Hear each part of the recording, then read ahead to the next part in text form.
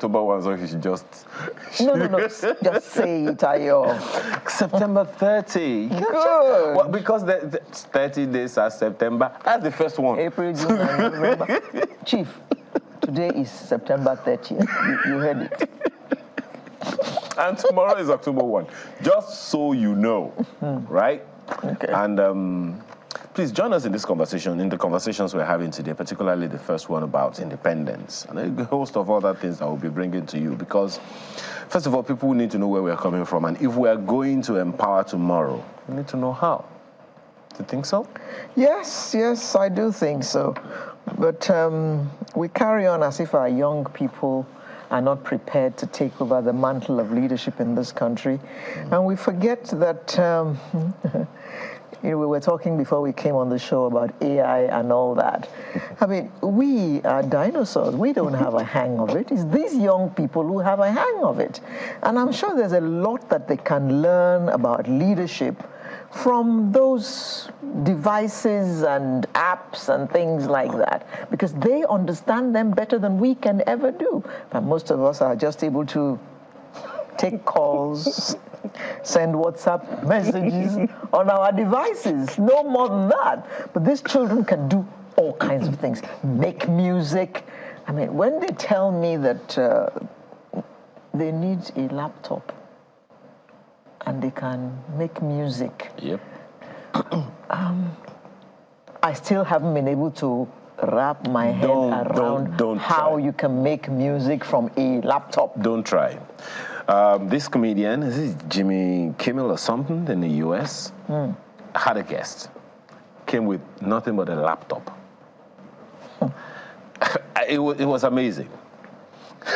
Came with nothing but a laptop and a recording software on it, and maybe a microphone attached.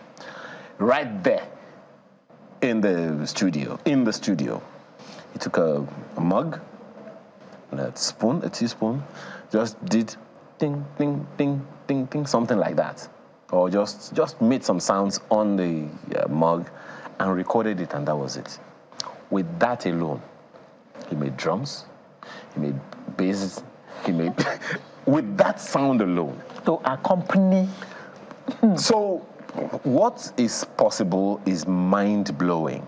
The only thing that I'm hoping is that we will get ahead as a nation. Look, it's gratifying that the president appointed a younger person than ever before in the Ministry of Communication and Digital Economy. Yeah.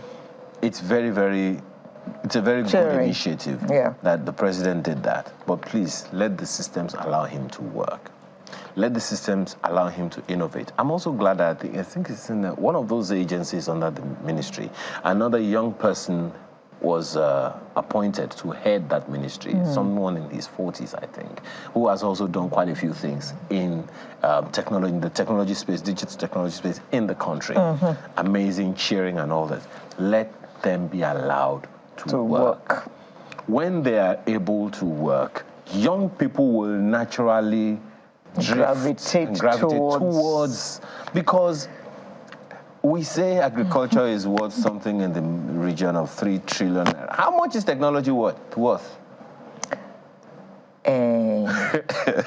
Good question, like they say. Technology what it's worth is tremendous. Wait until we begin. After 3, what's next? Quadrillion. Quadrillion. Okay. Wait until Nigeria begins to process its own petroleum. The byproducts is what they use to make these things. The laptop, the iPads, or everything that is made in these things, they make from byproducts of petroleum. So how come we are not able to see those value chains? In fact, I saw, bring them to ourselves? I saw a video the other day where some African conference was taking place, and this guy, not a Nigerian, was delivering a paper where he said, "Where are we in the scheme of things?" He says the whistle has been blown and AI is leading the world. He says Africans are not even on the starting block yet. Meanwhile, the rest of the world has taken off. What we have always done, sadly, I know this is not part of our chat, but what we have always done, sadly, is just to import, take, consume. You were talking about an electric car that is in Nigeria that had already. No engine. And that when the wife of the fellow asked... No, the husband opened the bonnet, and it was just like, a car boot, car trunk. And he says, oh, so we don't have to be using dipstick to check level of oil and water. I say, no. All that say it the way you said this in Yoruba. Was it woman? So these things are there. We should move on. This phone has 2 upgrades ahead of it now. Movies have been shot, and I mean movies, have been shot with these phones. Movies. There are phones now that can do, in fact, the new iPhone 15, from what I gathered, you can record from the iPhone into a hard drive. That's only doable by a camera. By the way, I have a friend who says there are some cameras that make calls. They are not camera phones. They are cameras that make calls. And then there are phones. The mind just boggles as to where the world is going, the possibilities that are in the future. Well, I'm glad that I'm still here and I'm seeing all this, because if anybody had told my father that a time would come when we would reach anywhere in the world with something this small, my father would probably have said, come on, please. You know, one thing that, add that to this as we conclude, the grandmothers of the future will be coding. Grandmothers of the future will be in the coding space, and they will never. They are the babies of today who already can use computers at age 2. Just lock a phone and give it to a small child. She or he will unlock it. And go to YouTube and select the video that he wants to watch. And use voice recognition to tell them. Okay, now labor and government, how far? So far. Are you in the know? So far. Well, they said they had a meeting yesterday, right?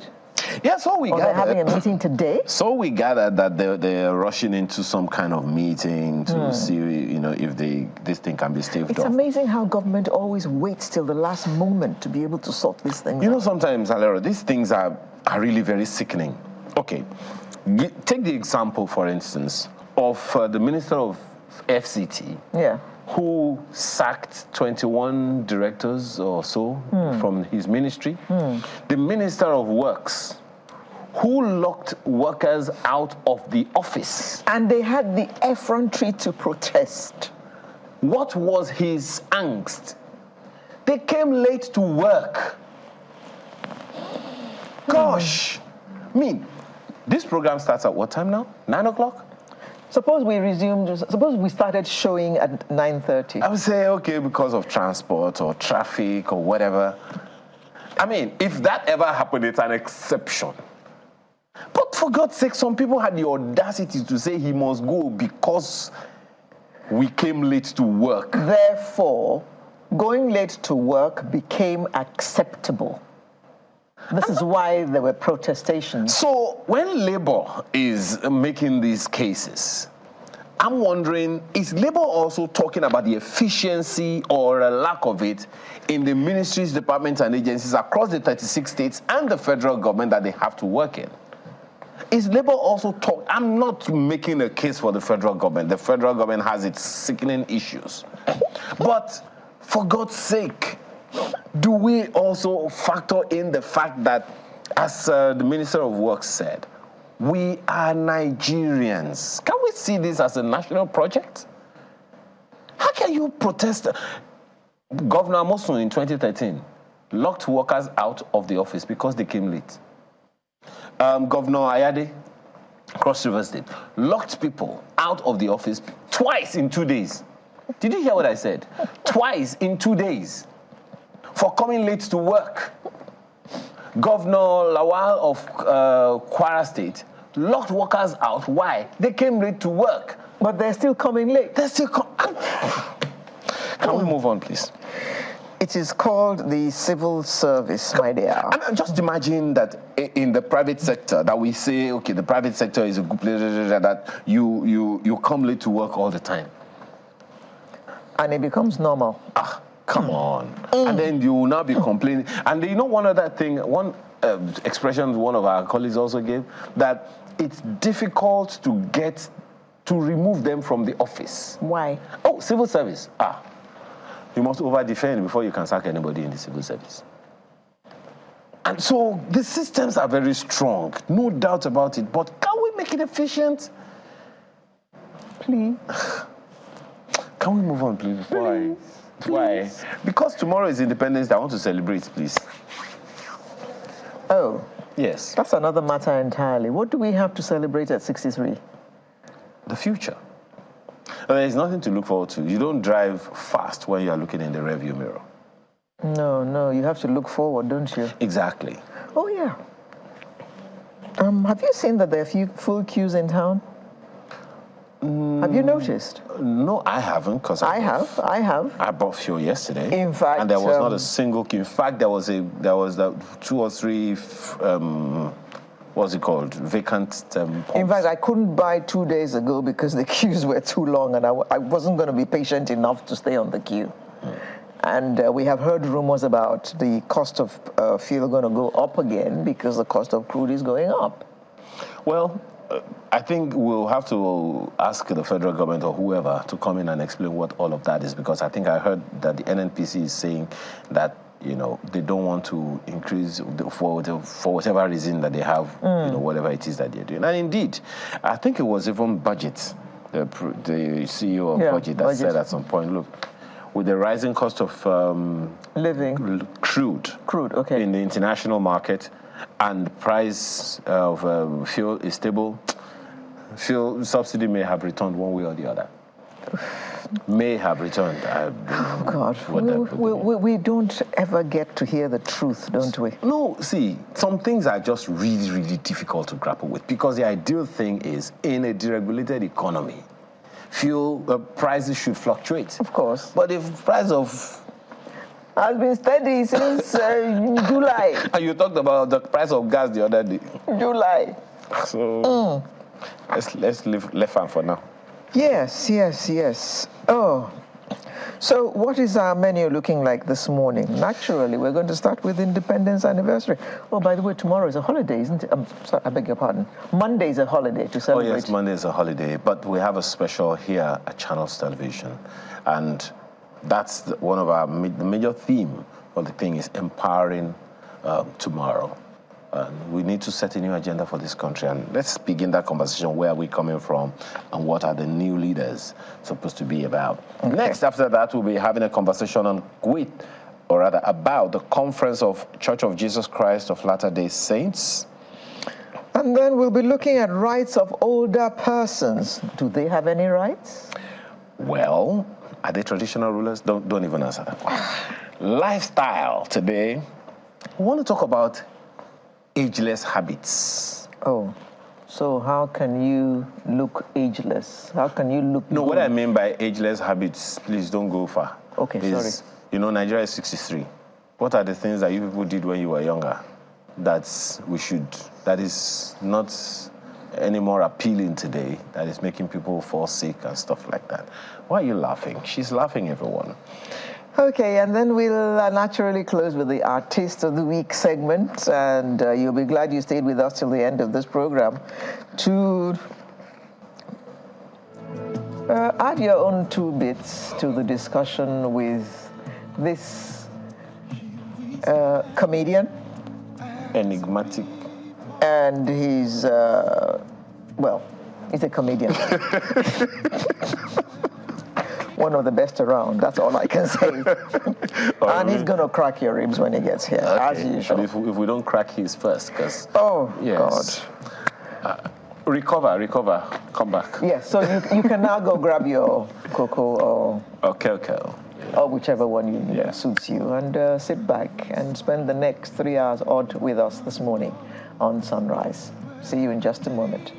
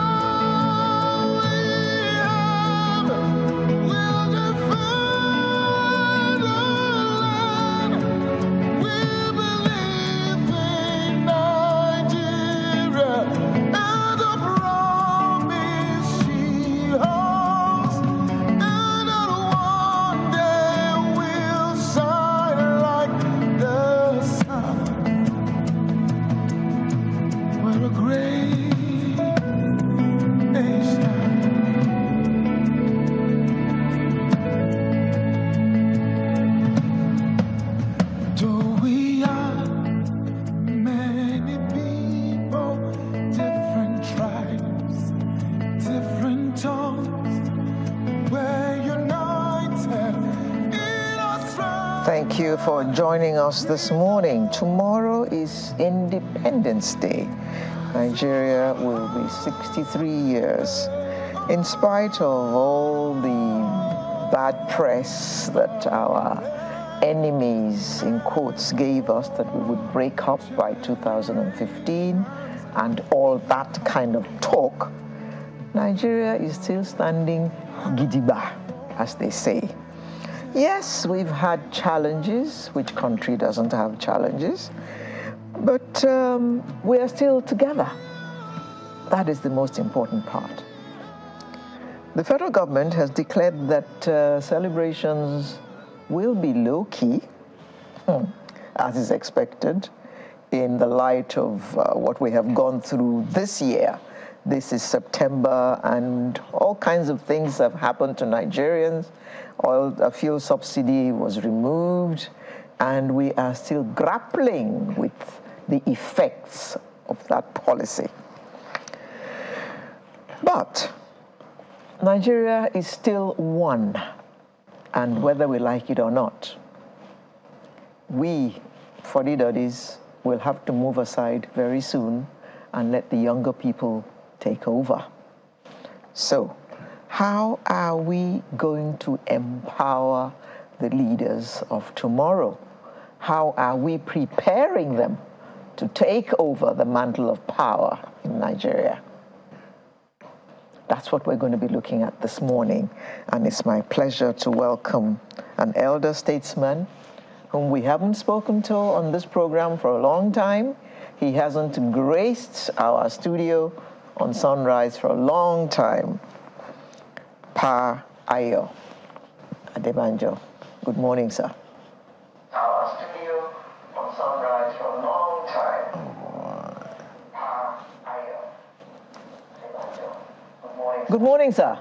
Our studio on Sunrise for a long time. Pa Ayo Adebanjo. Well, I think we have a little technical issue. We need to do some work on the audio. We'll definitely, get back to it. I think there is the questions are myriad. One of the, issues that I've often raised about Nigeria as an independent entity is, where are we going? Someone needs to, see, when we talk about leaders, leaders lead. That suggests that there is a trajectory. There's a direction to which we're all going.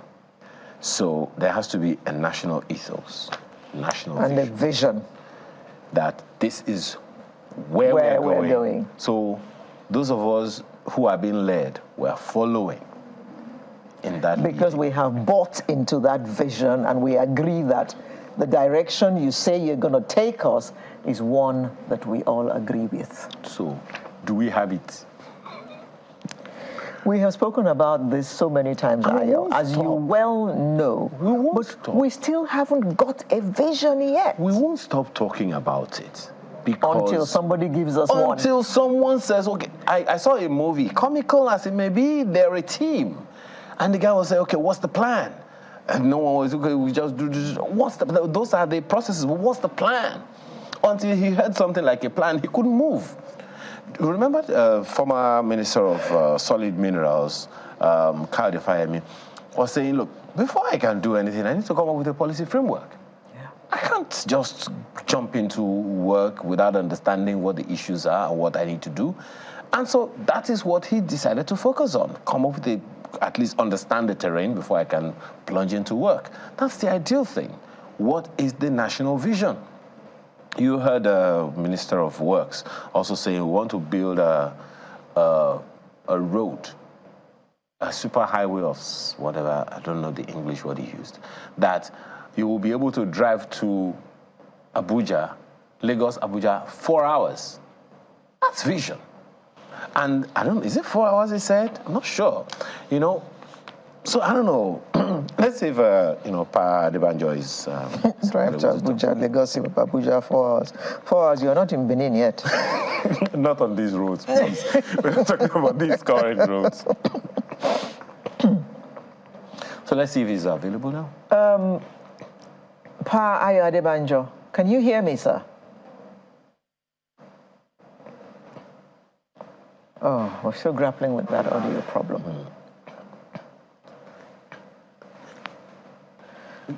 Okay, well, can you hear me, Padiban? Can you hear us, sir? Okay. I'm very sure that we'll get back to that. Maybe we should take a short break. Perhaps even take that. Someone has proposed, by the way, that Timi Dakolo's song should be our national anthem. Be another national anthem. Well, we always say that on this program every time we play it. Say, there goes our anthem again. Yeah. An alternate. It's a very, very powerful and very catchy one. It is. So let's see, Director, if we can, either take that song again or take a short break to resolve those issues that we're having, and then we can talk to Pa Adebanjo. We'll be right back in a moment.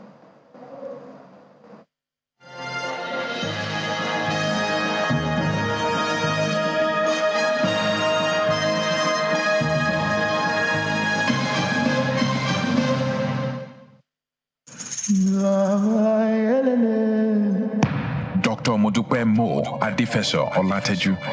Dr. Modupe Mo Adefeso Olateju is a recognized policy expert specializing in public-private collaboration in education. She is a fellow at the Brookings Institution Center for Universal Education. She's established the Education Partnership Center, TEP, Nigeria's pioneering education partnership organization. She also drafted a section of Nigeria's 2011 to 2015 education strategy. Dr. Mo will be speaking at the platform on Equipping Nigeria's Education System for Productive African and Global Positioning. Date is Monday, 2nd of October 2023. Time 9 a.m. Venue is the Covenant Place, Igomo, right beside the National Theatre.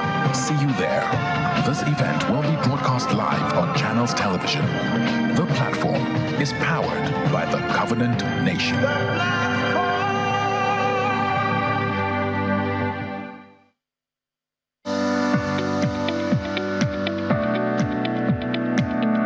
Duchess International Hospital caters to every aspect of the family's health needs. A one-stop shop for maternity and child health services, emergency medicine and critical care, medical and surgical subspecialties, dental and eye care, and a range of other subspecialties and services, all available at a single location right here in the heart of Ikeja. And it really doesn't matter if you're paying out of pocket using your HMO or private insurance. We focus completely on providing that world-class affordable healthcare for all the family at all times.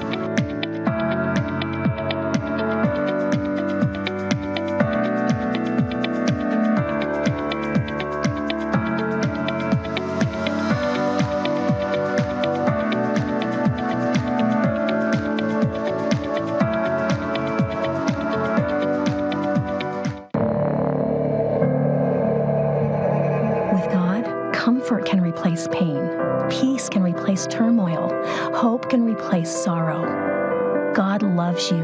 God hears you. God speaks to you in your thoughts, in your heart, and through living prophets. Come, hear the words God has for you.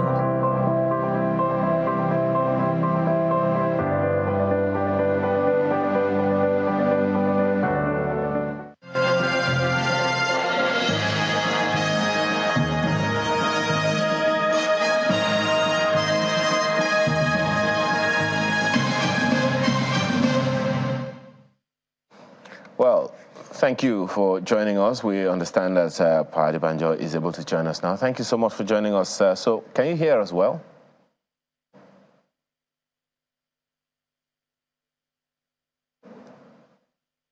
Can you hear us well, sir? Okay, only one side I'm hearing, I don't say.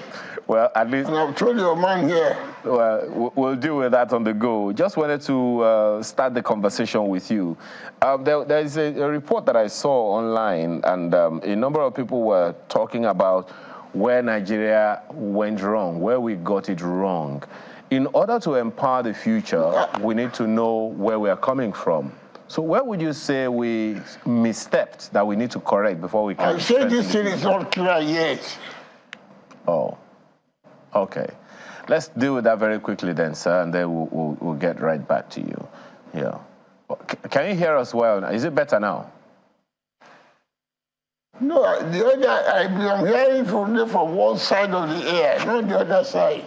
Okay. But can you hear me clearly, sir? I told you. At least, can you hear me clearly? I can hear you clearly. Okay.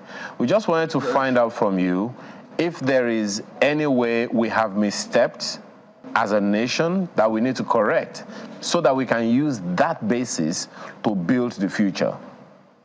We are live. You're live now? Yes, sir.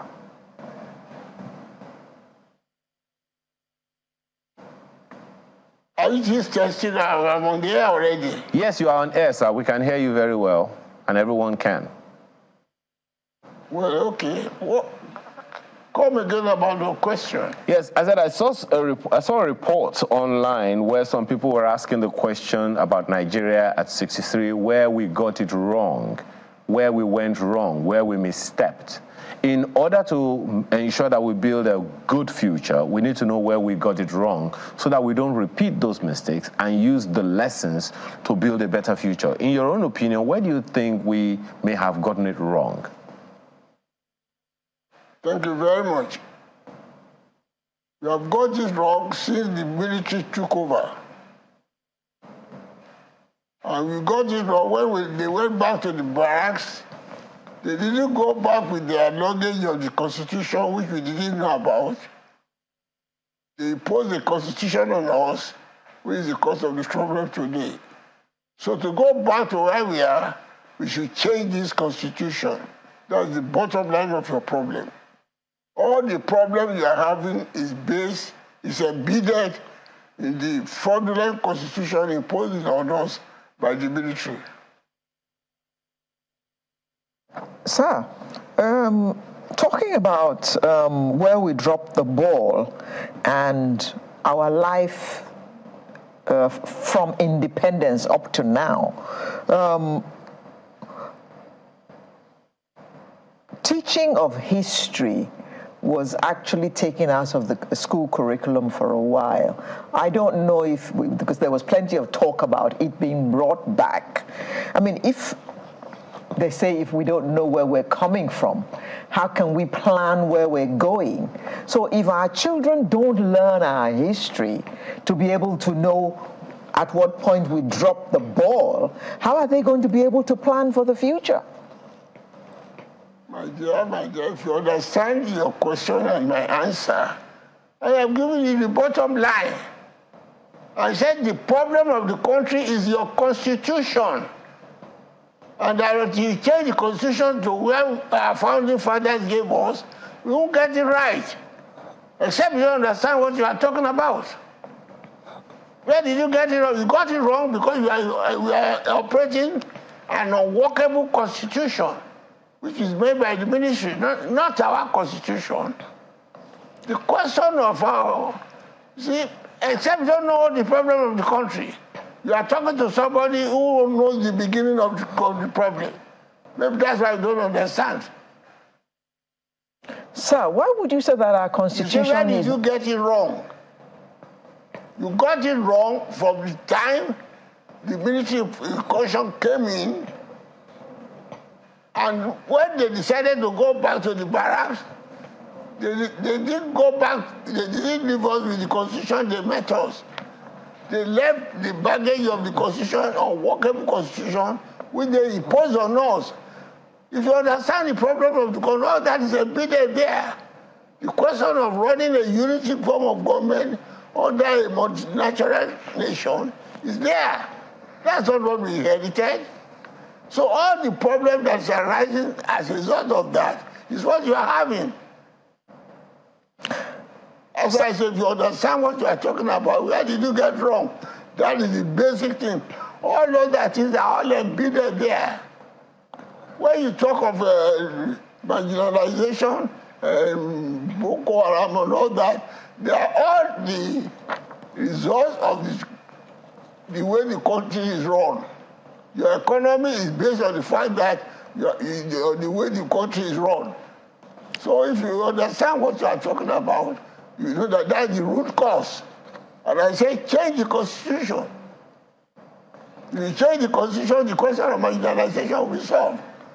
If you change the constitution to where we started, where the founding fathers gave us, which is the 1963 Constitution. So if you understand what I'm talking about, those are all the problems. The question of revenue education, the question of local government, the question of devolution of powers, which is all the root cause of this problem. That is the basic thing. Change this constitution to where we started, to where our founding fathers gave us. All the friction you are having now have been solved by independent constitution, which the ministry changed after they came into office. But sir, changing a constitution is not an easy task. How would you advise us to go about that? My dear, you don't know your problem. If that is the problem, you don't want to go back to it, then you don't understand it. If you understand what you are talking about, there was the 2014 Energy Constitutional Conference. It's not a difficult thing, and people have been talking about it. If you believe you don't want to change it because of Jonathan, hold on. Get this thing clear. You're not talking to somebody who doesn't know what the problem of the countries are. Maybe you are not even born by the time. What I'm telling you is, the problem that we are having in this country today, either economic, political, or cultural, is based on the way we are running the country under a wrong constitution that was not embedded when we got our independence. Okay. We are talking about the problem since independence.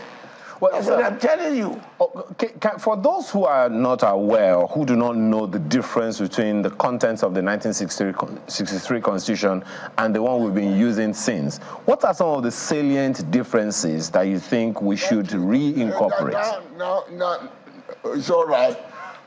The Constitution you are using now is a unitary Constitution. And you are having a multinational, multilingual, multicultural nation in the country. This country is not a nation. It's a geographical expression. The Yoruba is a nation, the Igbo is a nation, the Hausa, Fulani, the Ijaws, and others. And at the independence, our founding fathers found that after a crisis, we went to London Constitutional Conference. That is what we are talking about. Maybe because many of you don't know what is 1963 Constitution. 1963 Constitution is the Constitution that solves the problem of the friction that you are having now under a multinational, multilingual nation to have to live together. And that is what we call federal constitution. It is that constitution that gave autonomy to the regions.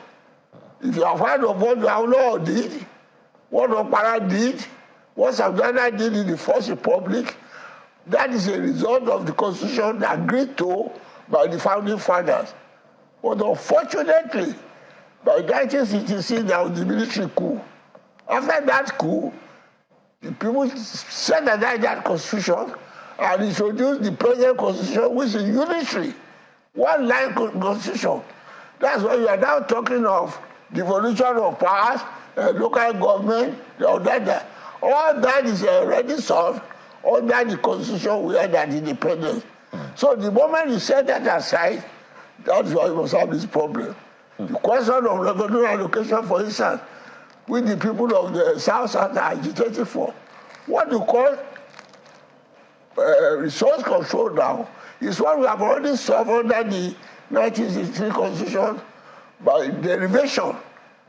That one was solved in the London Constitutional Conference 1954 and was embedded in the Constitution that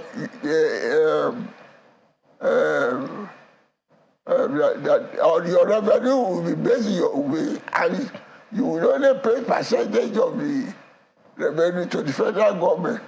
Not that the federal government will take your revenue and give you a dole. Under the constitution we had, there was no question of the state going to Abuja for monetary allocation. Well, there's also this vexed issue. Yes, that's understood, sir. But, you know, there's also this vexed issue. A number of people often contend that, look, maybe we also have a problem of national vision, because having spoken to one or two elder statesmen before, asking them whether or not, you know, what the national vision was before independence, a good number, vision, the vision for the nation was. So, in your opinion, do you think Nigeria had a national vision? I didn't get that question. Can you hear me now, sir? What was the question? So the question is, don't you think we have a problem of the absence of a national vision? Because there are those who wonder whether or not there was a vision for the nation at independence or before independence. That shows how ignorant you yourself you are. Well, you have not studied the constitution of the country and the history of the country. If you are going to tell you that that's the background of the constitution, there was a crisis in the country. Don't forget that it was the colonialists who amalgamated this country. The amalgamation of the North and the South in 1914 that brought us together. We are not the colonialists colonized Nigeria. They colonized the Yorubas, the Igbos, the Hausas separately. It was in 1914 they brought all these people together. And they were giving us various forms of government until 1952, 51. But when we are going to get independence, there was the warning by Chief Awolowo at that time that, well, you cannot rule this country under a unitary form of government. As a result, there was a crisis in the Federal House of Representatives in 1953, when Chief Anthony Enaro moved a motion for self-government. And the Lord said they didn't want it. That's why I say we must have this background knowledge of the Constitution. There was crisis. Then the colonial office sent for the leaders of the nation, Dr. Azikwe, Nnamdi Azikwe, Sardauna Ojokoto, and Chief Obafemi Awolowo from the West. We all went to London Constitutional Conference to draft a new constitution that will befit the heterogeneous nature of the country. That's why I said that is the beginning of our problem. We had this problem of disunity, disagreement, because of the unity form of government the colonialists were using. But when we reverted to federalism after the London Constitutional Conference in 1953, which came into office in 1954, before then, there was no question of premiership. Because it was unitary, it was neither of government business in each region, the East, the West, and the North. But under that constitutional conference, the country was based on the federal system, whereby in each region you have a premier, and they are autonomous. Autonomous in the sense that each federating unit is coordinated with the federal government, not subordinate as it is now. The Constitution defines the functions of the state and the function of the federal. And you are autonomous in education, all that makes a government. But because we want to remain together, we assign some subjects to the federal government, like railway, airways, shipping, currency, and all that bind us together, so that we can grow as a big country. It's interesting. So that was going on. Yes. Well, my apologies. Yeah, my apologies. It's interesting that you mentioned Chief Anthony Enahoro, because I remember in my, one of these episodes of Independence Anniversary, not on this platform at the time, that I asked him, what was the national vision at independence? I asked him, I said, what was it that you had in mind? Just a second, sir. What was it that you had in mind when you were asking for the independence of Nigeria, when you were moving the motion for the independence of Nigeria? The only thing he told me at the time, and told my audience at the time, was that there was they just wanted the colonialists to go, that there was no national vision. That is why I'm asking you if there was such a thing. Okay, good. So tell us what that vision was. There was a vision. The political parties had a program. You people go and study your history. That is why you don't get it right. How can you say people like Awolowo and Azikwe and Sardauna had no vision? We had a vision that we could do better than the colonialists. And when we are going to have independence, each political party drew up a manifesto. That was the manifesto Awolowo drew, to say that if you have independence, there will be free education, free medical services, integrated rural development, and full employment. All the problems you are solving now, Azikwe to add his own program, Sardauna to add his own program. It was on that program we contested the election. And then the election was done there. And there was an alliance between the SNC and the NPC that formed the federal government under a unity form of government. But when this constitution was broken down in 1952, and then there was the Constitution was broken, there was the City Constitution. It is that constitution that we had until you have independence, that gave autonomy to the regions. It created more states that you are agitating for now. So that is the vision. Okay. The vision to develop the country under a federal system, where the federating units. Yeah. Okay. What is it? No, I just wanted to say, that is given. You talked about the visions of each of the regions and hoping that at some point the three of them would be able to come together and agree for the unity of the nation. But now... No, that's some time. No. Okay. You people, not after some time. That is the basis of remaining together at independence. That was what is resolved at independence. So the vision was for functions. The vision was for each of the regions to remain autonomous and contribute to a national development. Yes. Okay. But now that we have this, and you are saying that this is the bedrock of whatever challenges we've been having as a nation, how do we communicate this? I said, now that you said that that is the basis of the debacle that the nation is facing, how do we cross that Rubicon and hand over a legacy to the next generation, the younger generation, to achieve the vision of the heroes past? I'm sorry to say it doesn't appear you, so you understand what you are talking about. I've told you the background. I told you how we have independence. I've told you how that the constitution was changed. That is why we're having this problem. And I say, go back to that constitution where there's autonomy among the federated states. We are running a government now, that is a unity form of government, which is not suitable for our society.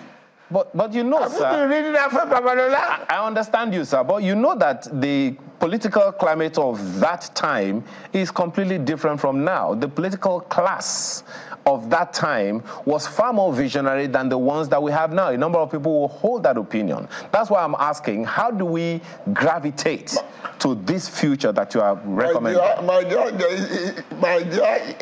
it is the same. When you don't understand this, it's difficult to explain to you. They are not different. It is the position of an unworkable constitution, if you understand that. The British introduced a unity constitution which the colonial was using for us that caused crisis. It is that crisis that led to making the constitution federal after going to London Constitutional Conference in 1953. It is on that our agreed constitution that independence was granted to us to develop according to our own space. That is the essence of federalism, that each federative unit will develop at its own space. And we started that in 1960.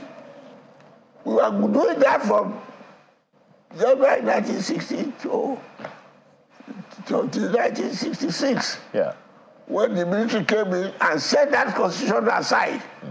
That is how we have been going on. The question of derivation, even when oil was founded, was based on derivation. The revenue that comes from your place, you keep it and give a percentage to the federal. Those are all the things in the constitution. But by the time you set that one aside, then you have the Igbesu, you have the agitation for separation, because you are bundling every autonomy of the region together. You have the police, the governor of a state has no control over the security. Those are all the evils under this constitution. Those are all the evils that were settled under a federal system. Those are the things you will solve if you go back to federalism and you move on. Until you do that, you can't get it straight. That's what I tell you. If you study the Constitution, you know where we are coming from, which I told you. We are coming from a federal constitution at independence, was changed in 1966 by the military, and that's why we have this problem. Summary. If you want to solve the problem now, where do we move forward? Go back to the constitution that brought us together. On the other hand, we have peace. Then we can move forward. Until you do that, no matter what you do, you'll be falling from one crisis to the other. Okay. So, sir, you are advocating that the Constitution be changed. And the suggestion is that once that is changed and it looked more like the 1963 Constitution, then Nigeria will be put on the right path. Exactly. If you don't understand, go and read what I've been talking about. All right. That's what you call restructuring. Okay. That's what I want to say, restructure use another word for, or you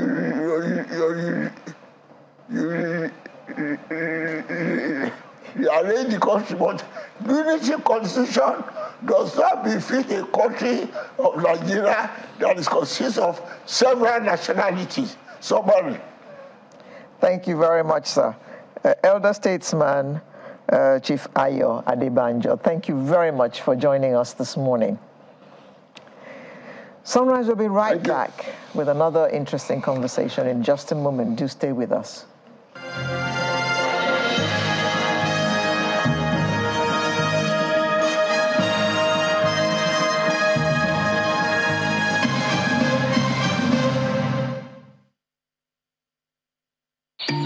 Now, let me tell you about Safari Valley Eco Resort, the first of its kind in West Africa. Upon your arrival, you are introduced to your butler, who plans your itinerary. We were surrounded by wildlife from the moment we entered the eco park. So many activities, all in the same premises. Visit the gym or the stables. They have it all. At my break, I'm able to practice my putting. We also went fishing on a man-made canal. Our tour guides taught us so much about the wildlife and how to interact with them.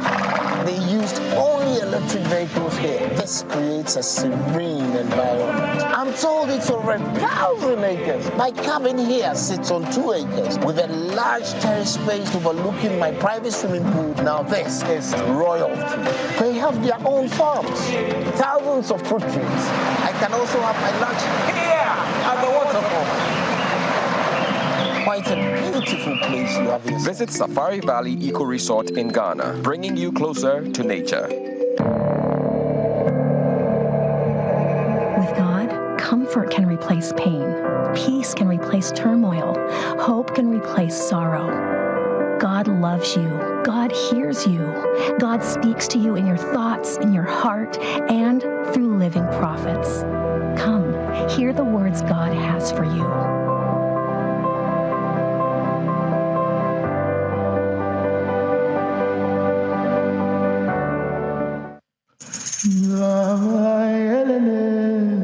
Bolanle Austin Peters. Bolanle Austin Peters is a visionary lawyer and celebrated stage and movie director-producer. She has been featured in Forbes 3 times as one of the leading women in Africa and hailed by CNN as the woman powering theater in Nigeria. She has received over 50 awards for outstanding contribution to the arts. She is the founder of Terra Culture, a world-class destination that showcases the richness and diversity of Nigerian arts and culture. Bolanle Austin Peters will be speaking at the platform on Africa Rising, Creative Perspective. Date is Monday, 2nd of October 2023. Time 9 a.m. Venue is the Covenant Place, Igomo, right beside the National Theatre. See you there. This event will be broadcast live on Channels Television. The platform is powered by the Covenant Nation.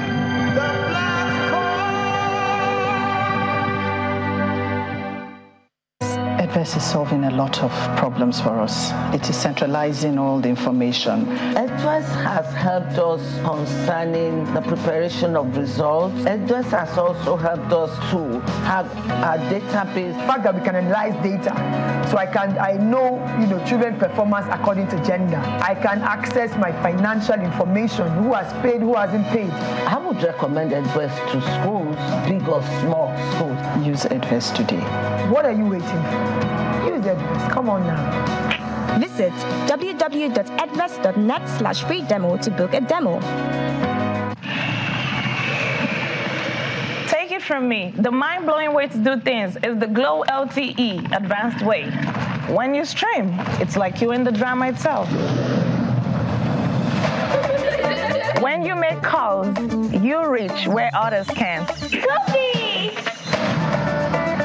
Doing business is like running Wall Street from your street. And when you play, I did beat the guy. We'll see about that. It's like traveling the world without moving an inch. Is that Toby in your room? You can download in the blink of an eye in 4K.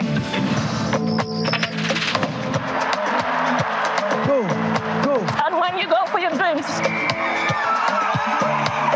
it's It's like running with the strength of 3 nations behind you. Glow LTE Advanced, the power of 3 data networks in one. Get a Glow SIM or dial *301#.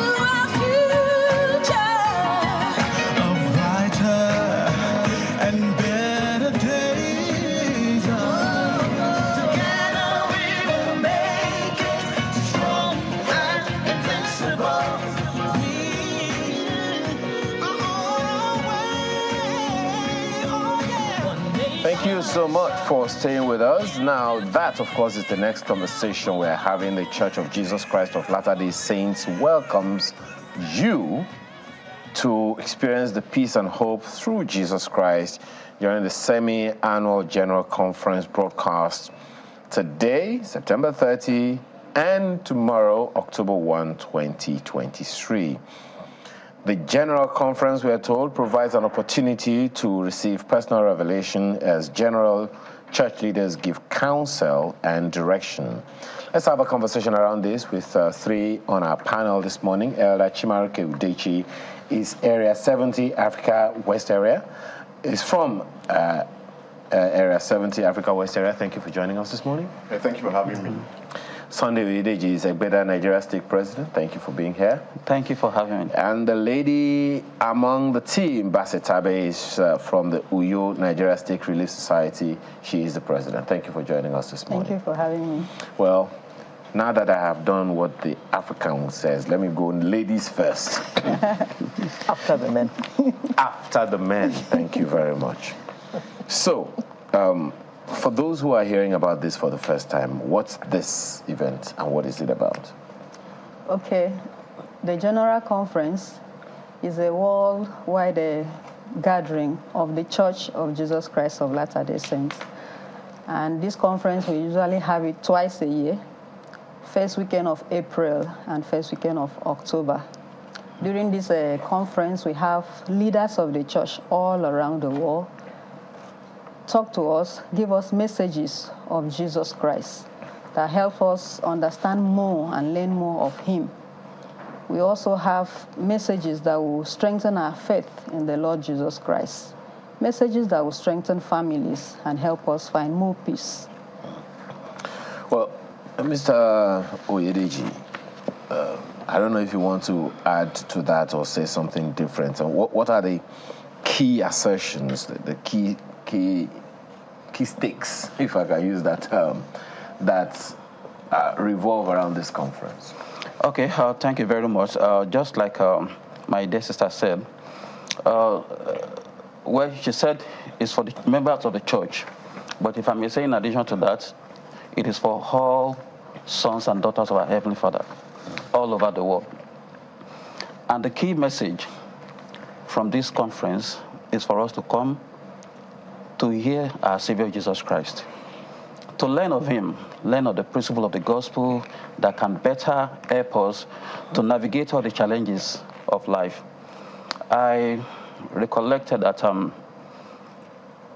6 months ago by this same time, some of our members were here to invite the world to be part of that conference. And in that particular conference, we were made to understand that messages of hope, just like we're talking about now, will be shared that can help us to live a better life and a more harmonious relationship in our environment.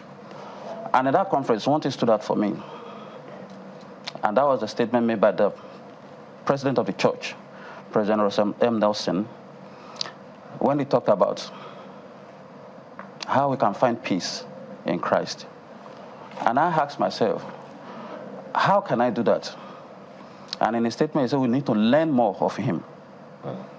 And in learning more of him, understanding how he lived his life, the kind of example he set, the kind of teachings, gospel principle, he taught during his time, how applying that can make me to become a better person, a better neighbor, a better husband and father to my children.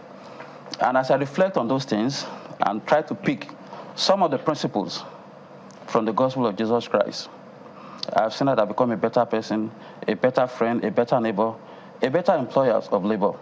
Because all the teachings, all the commandments center on two great commandments, and that is the love of God and our fellow being.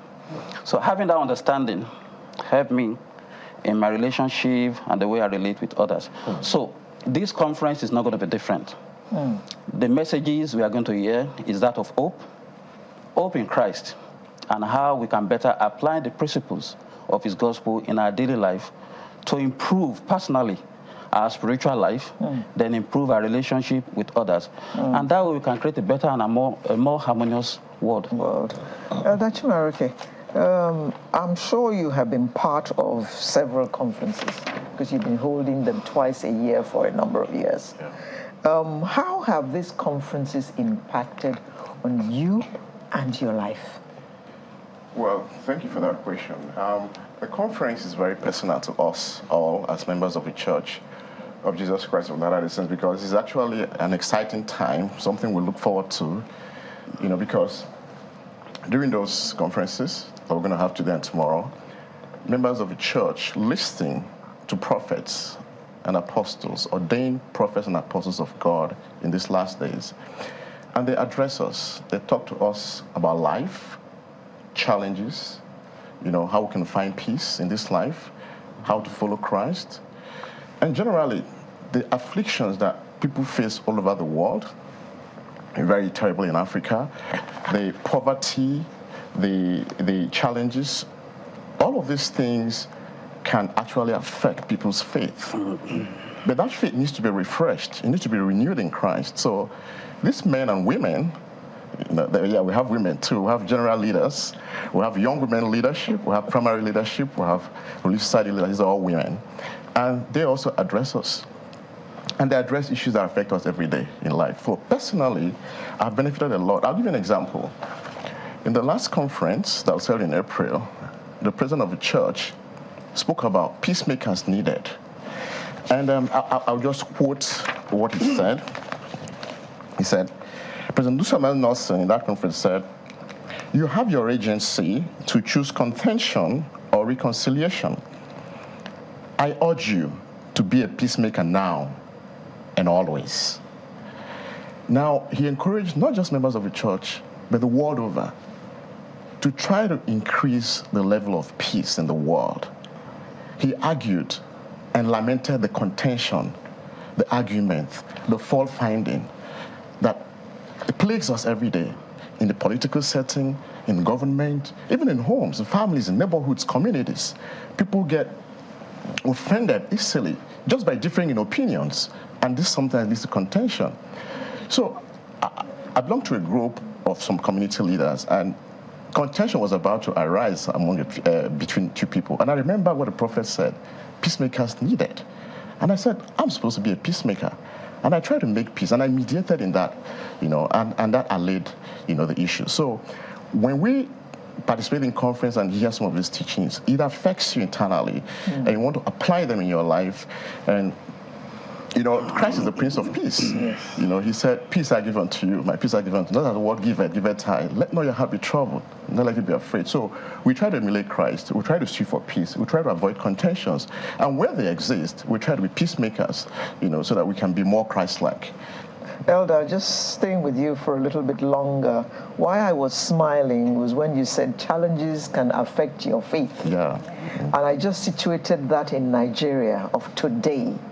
And I thought about how, yes, people's faiths are being challenged because they have challenges of no job, challenges that they cannot afford to eat, they cannot afford to fuel their cars, they can't even afford to run their cars anymore. These are the things that you pray to God for, to solve for you, and it becomes like, is he even listening? Yeah.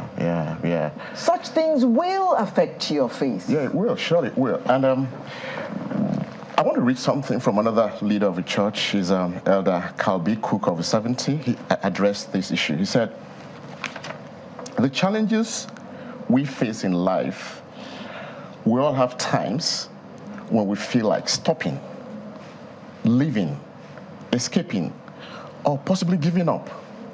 He now counseled, "Exercising faith in our Savior Jesus Christ helps us overcome discouragement, no matter what obstacle we encounter, regardless of the size, scope, and seriousness of the challenges we face in life." So he's reminding us that true faith in Christ, and I want to invite all Nigerians, West Africans, wherever you may be, if you listen to the conference sessions today and tomorrow, your faith in Christ will increase. Christ has overcome all these things. In spite of my challenges. Definitely. What we need to overcome our challenges is actually faith. The challenges are a test or trial of our faith in God. What we do in the midst of a challenge is a reflection of the degree of magnitude of faith you have in Christ. Perhaps sometimes, my apologies, Elder, perhaps sometimes the thing is, we don't even know that we demonstrate faith every day. Exactly. Without even knowing. Without doing it. I often ask my kids, what gives you the assurance that I'm your dad? I said, what are you talking about? I said, the only evidence you have is a piece of paper, simply because I gave it to you. I said, yes. I said, what other proof do you need? You are my dad.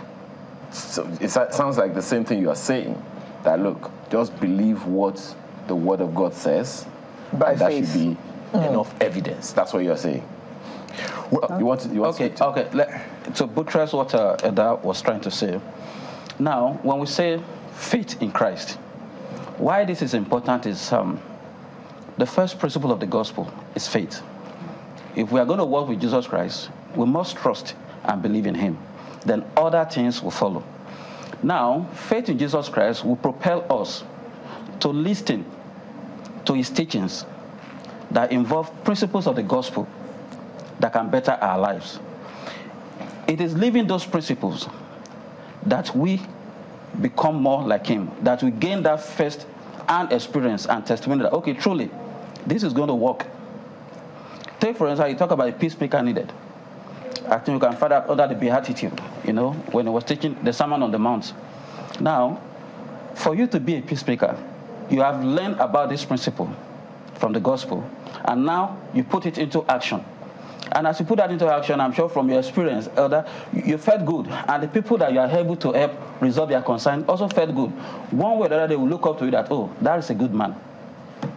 And because you have put that into action, you have a first-hand experience and testimony that truly, if I am a peacemaker, I can make the world a better place. Okay. But so that we can, because our time is fast ticking, you've all spoken about how to get this done. So we need the information. When is this conference holding? How are people going to be a part of it? Okay, the general conference is today, like Elder has said, today 30th, and tomorrow Sunday 1st October. Time today. And then, okay, we'll have channels, TV show us the program. We'll watch live today 5 p.m. 5 p.m. to 7 p.m. That will be a live broadcast. And then tomorrow Sunday, we'll have from 11 a.m. to 1 p.m. 11 a.m. to 1 p.m. And then we'll also have 4:30 p.m.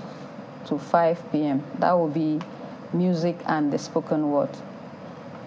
Then finally, we have still tomorrow, Sunday 1st, we have from 5 p.m. to 7 p.m.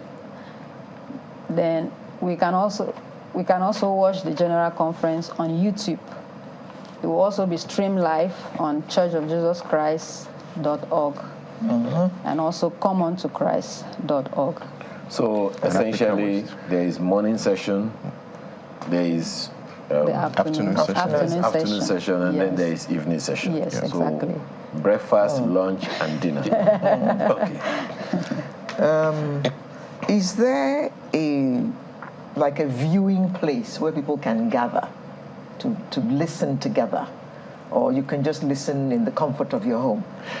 Yeah, for members of a church and the public, most church buildings in the neighborhoods will be streaming this. There'll be facilities for them to view each of the sessions. There are 4 sessions.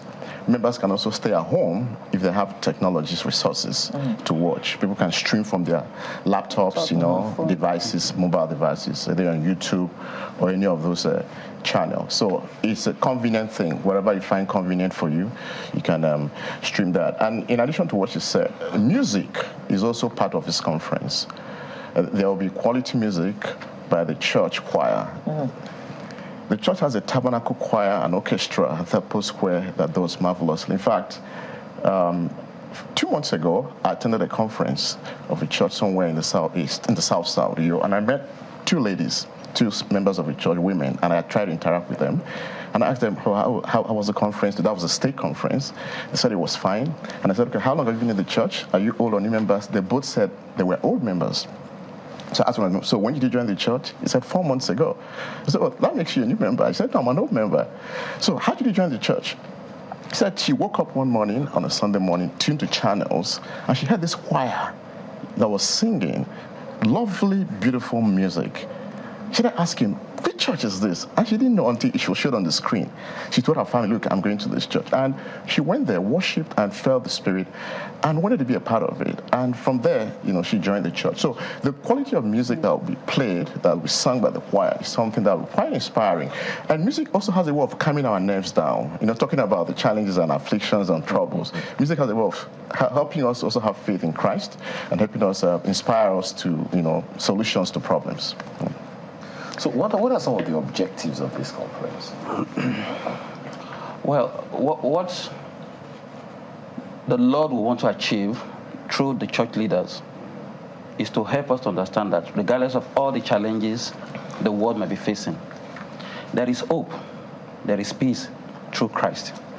When we learn of Him, follow His teachings, understand them and practice them, we become better people, we become like I said, better husband, wives, neighbor, and even employers of labor. And if I live peacefully with my next door neighbor, gradually we are beginning to have peace in the world. By the time we extend that to our community, to the nation, we realize that all that we so much yearn for as a people can be accomplished when we understand the gospel of Jesus Christ and implement it daily in our lives. Okay. Lassie, where can one get more information? If somebody wanted to join this evening, for instance, where can they go to get more information? Okay, you can go to get more information about the General Conference at churchofjesuschrist.org or africaways.org. Africaways.churchofjesuschrist.org. Okay. Or comeontochrist.org. Okay. Or if you just type LDS conference on YouTube, you find Suppose I wanted to actually go and physically be present. Okay. Where would I have to go to? You mean today for this conference? For this conference, yes. To be physically present in the gathering of the conference today, that means you need to have a private jet that can take you down to Salt Lake City in Utah. No, but if you want to be in Lagos, there are a lot of branches and world we have across Lagos. We have at Okpebi, but the church, for the convenience and easy access, wants people to be at the comfort of their home as a family to watch this program, and that is why the church have partnered with Channels TV so that we can easily have access to it on DSTV channel 420. Or Go TV channel 48, okay? And like I said, Chimarok said, if you are the tech savvy guy, you can have it on your laptop or your system at the comfort of your home or wherever you find yourself to join the conference. Whether you go on YouTube or you go to the church website, as Sister Basira mentioned. So give us those details again when people can watch. Okay. You can watch the General Conference today on Channels TV. Today there will be a live broadcast from 5 p.m. to 7 p.m. That will be the Saturday morning session. And then tomorrow, 1st October, we have from 11 a.m. to 1 p.m. That will be a rebroadcast of the Saturday afternoon session. Mm-hmm. And then on Sunday, 4:30 p.m. to 5 p.m., we have the music and the spoken word. Then tomorrow, Sunday, 5 p.m. to 7 p.m., we have the live broadcast of the Sunday morning session. Is there any registration necessary at all? Of course, no. We invite everybody to be part of this general conference. So how do you keep tag of data, for instance? How many people actually join the conference and all that is not necessary? Well, for the church location, there's a number, but for all of that ones, the way we can monitor that is mainly those who log in.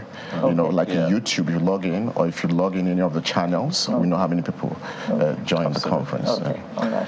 Well, we have to thank you all. All we can do is wish you good luck. Absolutely. Of course, in another 6 months, we'll be back to take stock of how well this one went. And discuss the April General Conference. Absolutely.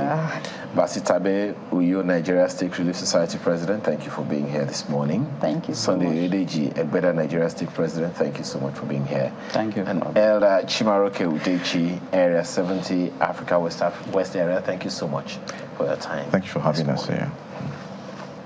Sunrise continues right after this break with another interesting conversation. Please stay with us. Arise, O compatriots, Nigeria's call obey,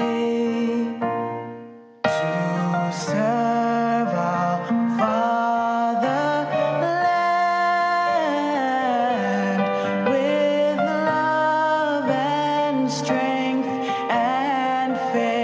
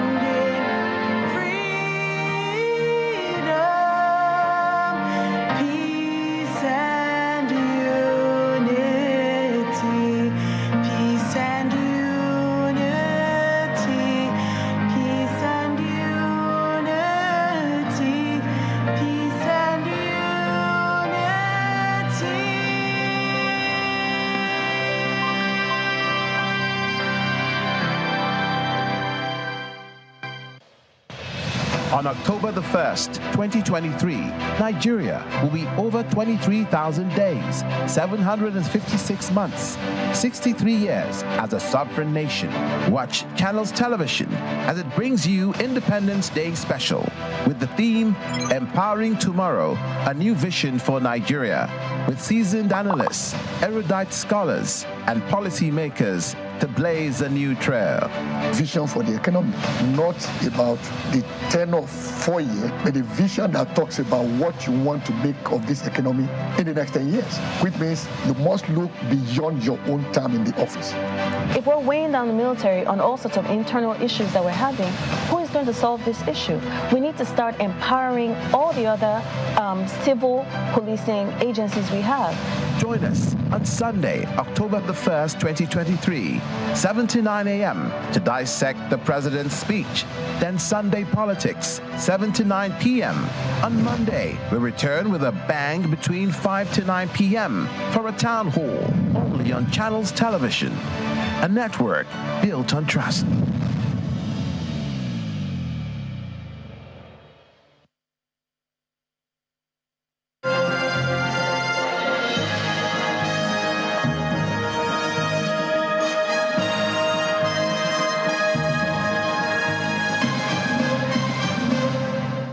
Thank you for staying with us.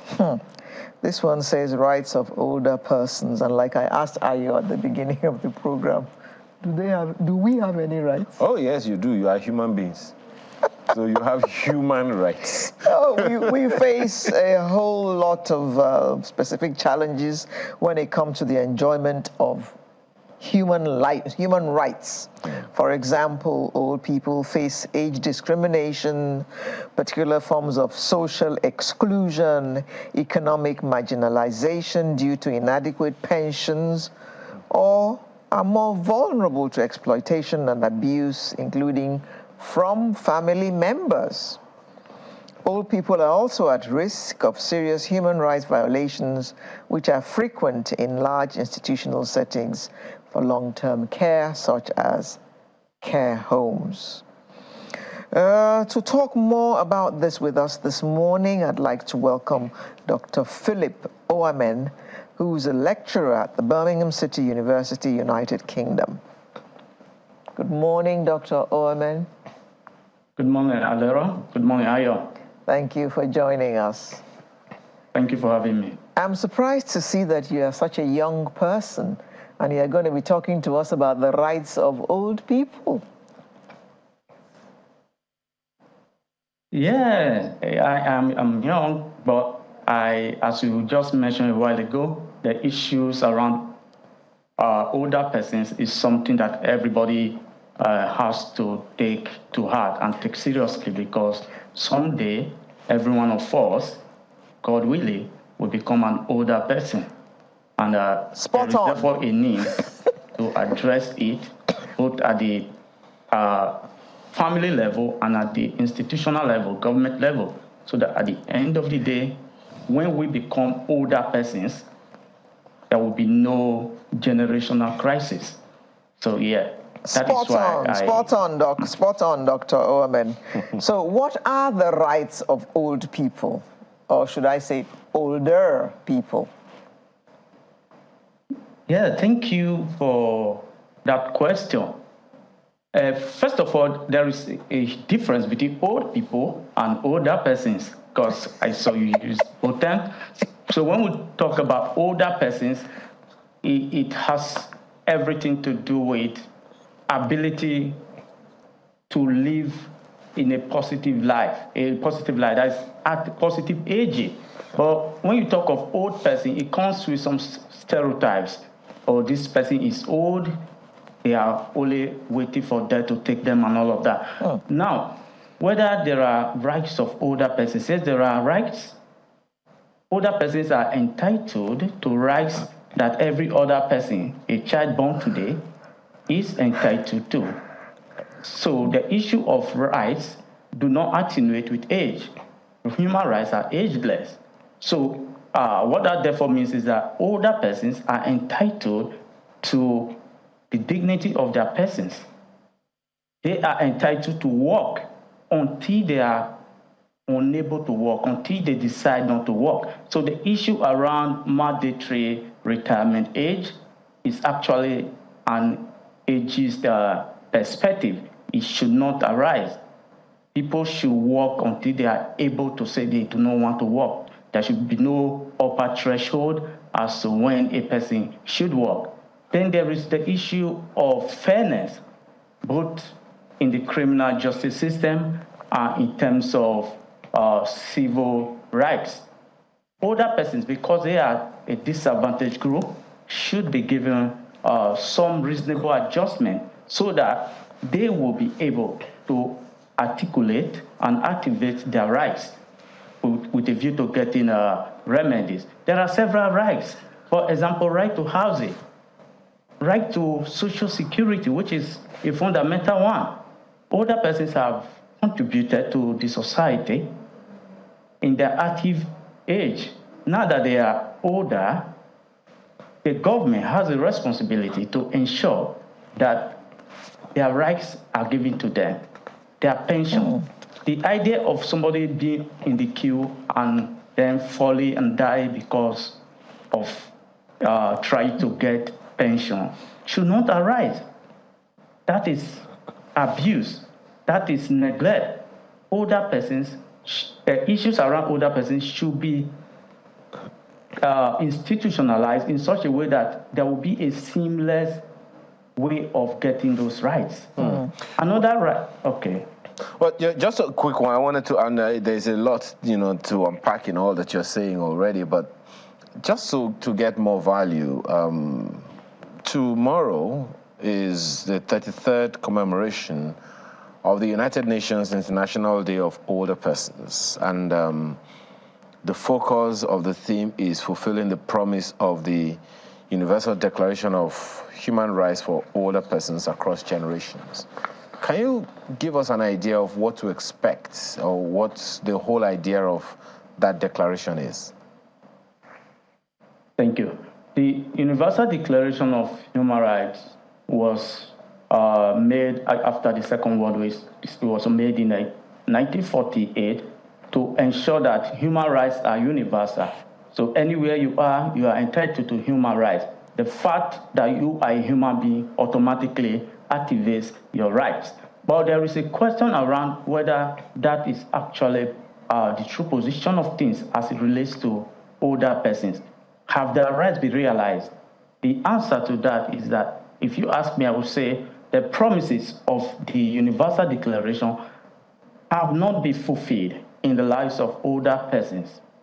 And the reason for that is at the global level, as we speak right now, there is no particular convention or treaty that addresses the issue of older persons. They are seen as either men or women, but that shouldn't be. We have convention for children, convention for women, convention for people with disability. And you know that old age is not a disability, strictly speaking. So they cannot rely on the Convention on Disabilities to achieve those rights. So there is a need to give them that traction, a specific focus on by way of a treaty at the international level. Well, perhaps you want to, my apologies, perhaps you want to give us an idea of why you think that is really, really crucial. I mean, you've also made it known to us that you have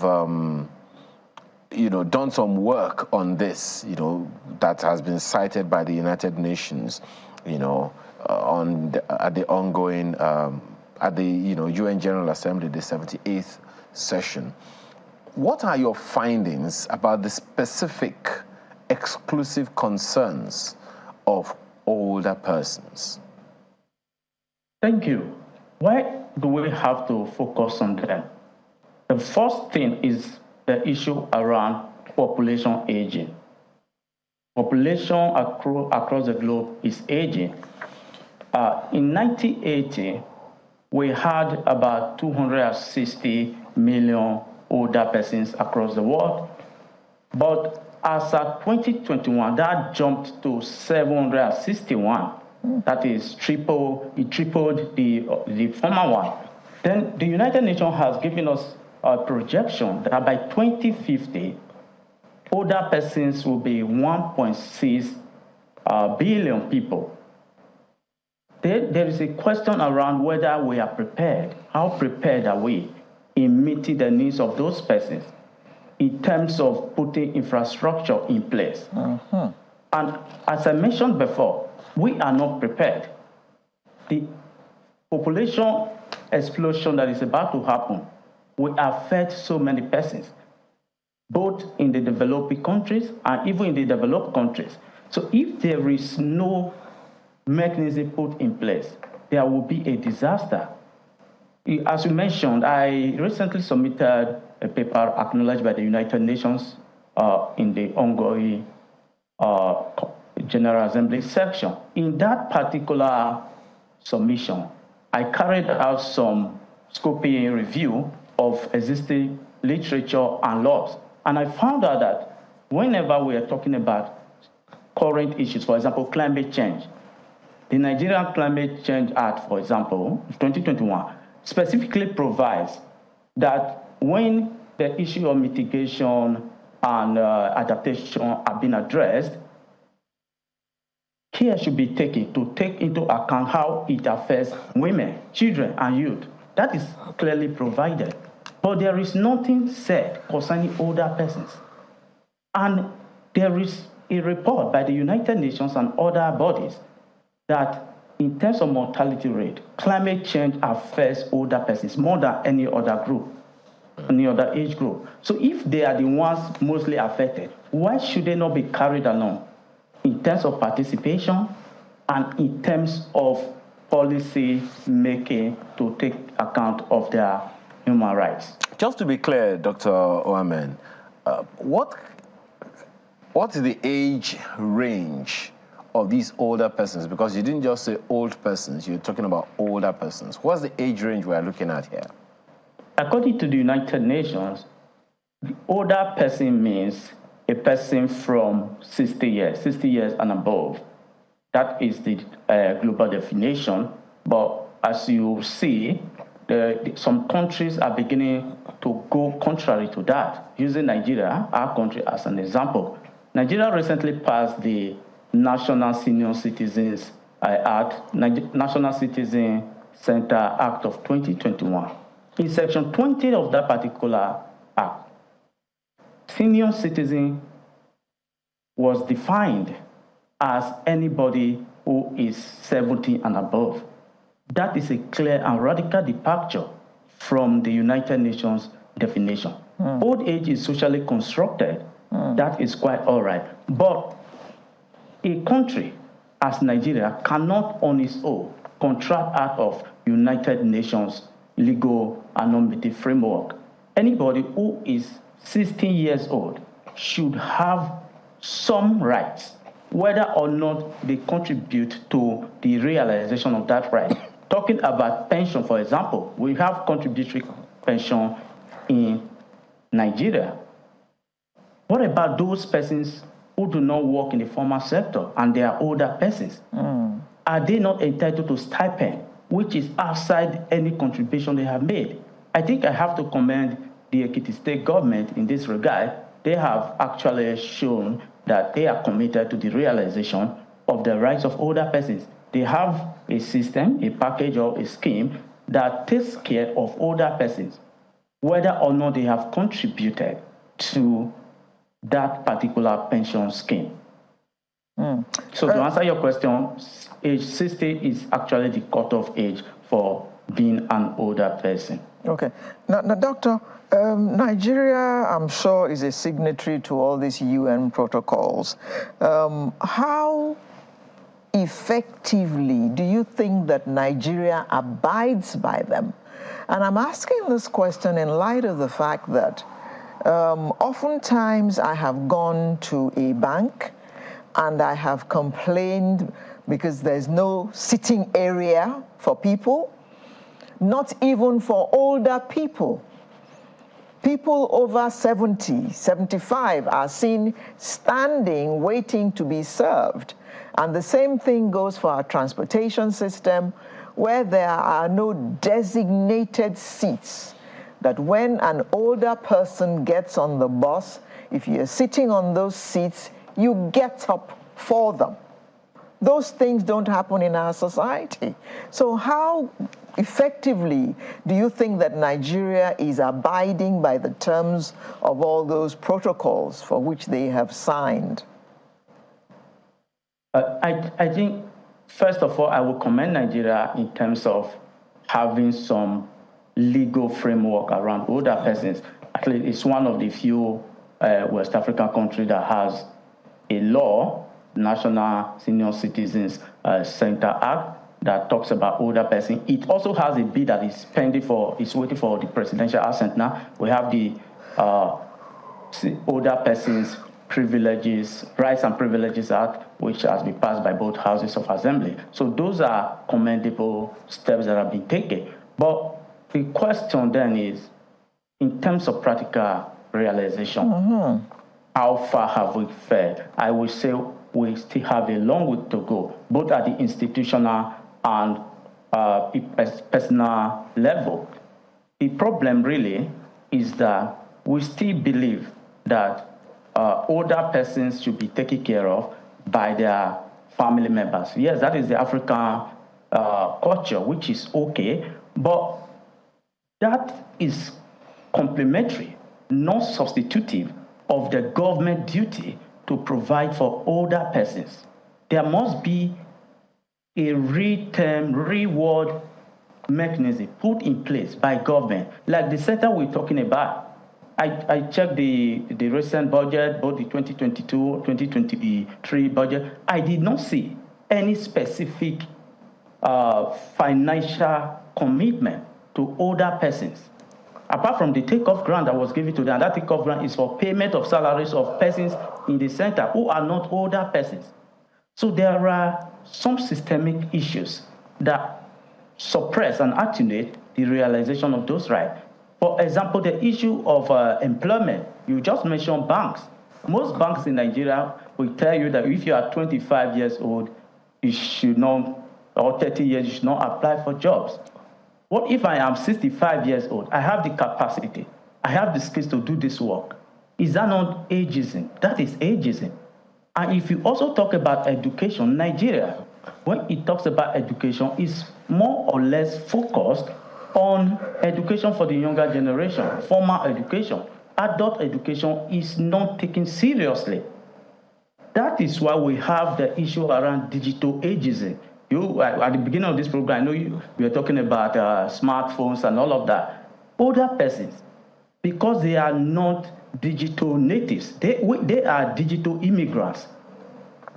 Digital immigrants must be trained by the government, as it happened in other countries, to be able to live comfortably with the digital natives, so that there will be no digital divide.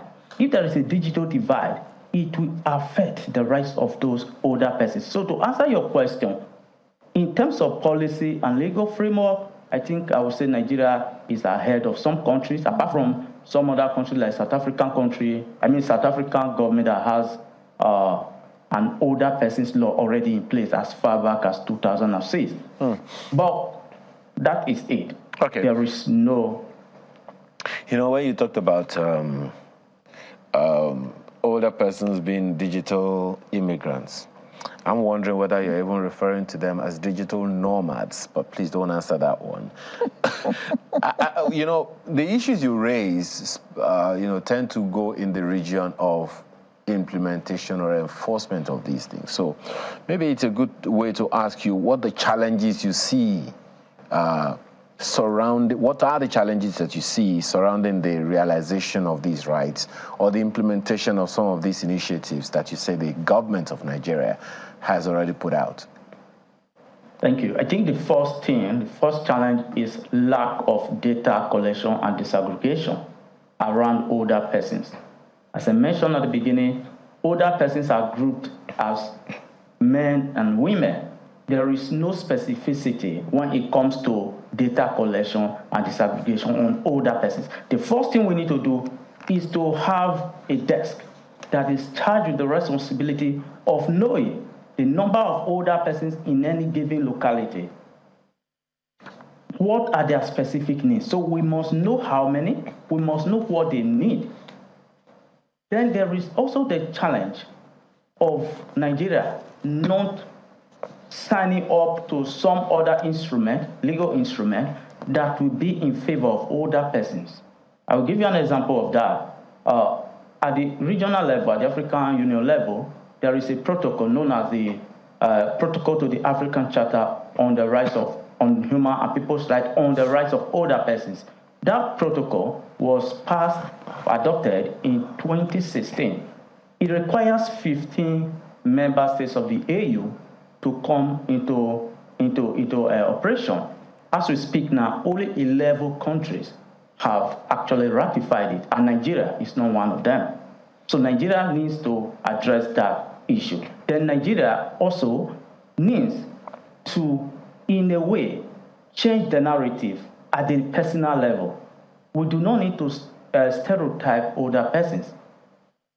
Merely looking at a person because of the way they look, do not just conclude that this person is unable to do this, he is unable to do that. Capacity has nothing to do with age. Of course, I know that there is a relationship between age and physical capacity and all of that. But when it comes to mental ability to do certain things, older persons should not be stereotyped. I think those are some of the challenges. Stereotype, issue around adoption and ratification of regional instruments, and of course, the issue of data collection and disaggregation around older persons. Is there a place, my apologies, is there a place for culture? Because as you cited earlier, you know, Nigeria, perhaps if I dare say generally Africans, we tend to have a way of respecting old age, so to speak. That's why a number of people will be wondering, you know, what this whole, you know, conversation is about. Of course, we also know that in recent time, much younger people may not sustain some of these values or cultural values and traditions that we've had over time. But do you think there is a place where culture may have failed older persons in this regard as well, which the law or these conventions could only have come to support if culture was doing its job? Yeah, I agree with you. Culture has a role to play. But as you also mentioned, culture has been eroded by several things. And one of the things that have actually affected the way and manner culture used to promote the rights of older persons is globalization.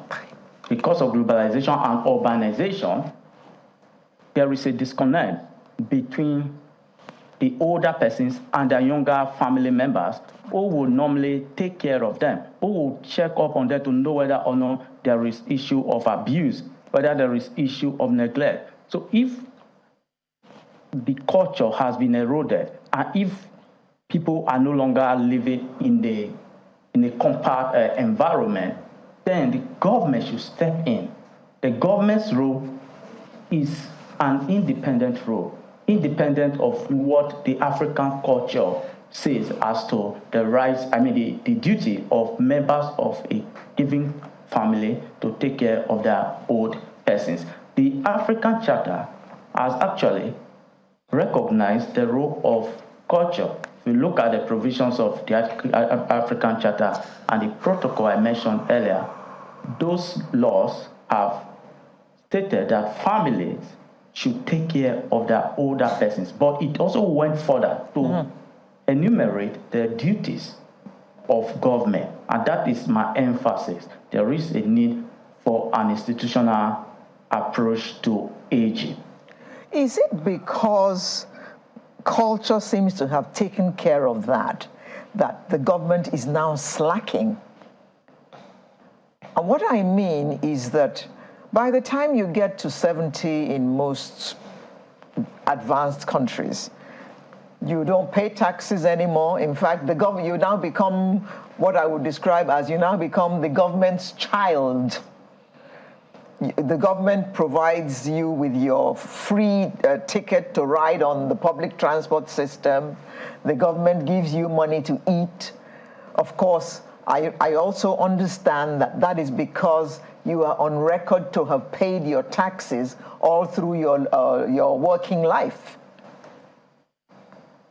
Yes, I agree with you to some extent that, yes, there is, the government can rely on the issue of erosion of culture to say that that is why they are laid back. But then, that is just a way of escaping from an existing duty, because whether or not culture says I should take care of my family, you as a government have a duty to take care of those persons, especially against the backdrop that they have contributed in their active age to the system.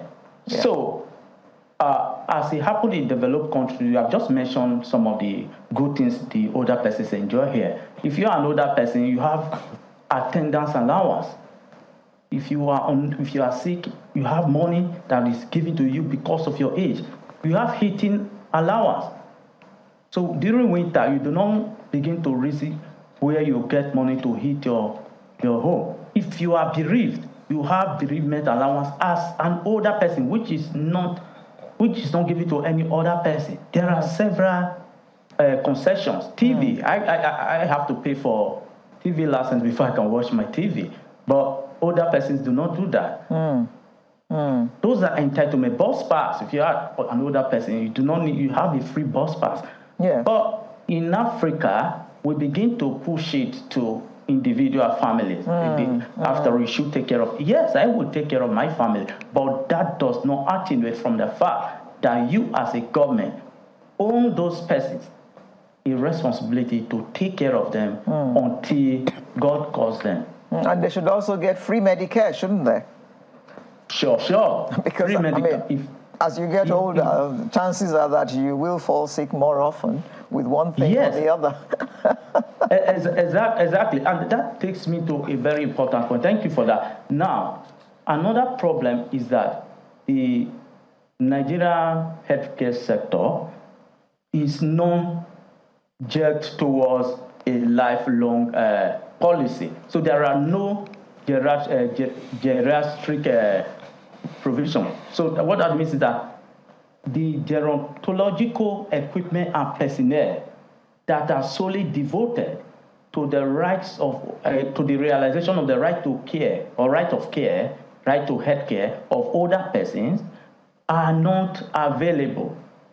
The Punch newspaper, as recent as I think 2021, came up with a damning condemnation, which was that across Nigeria, we have less than 100 geriatricians.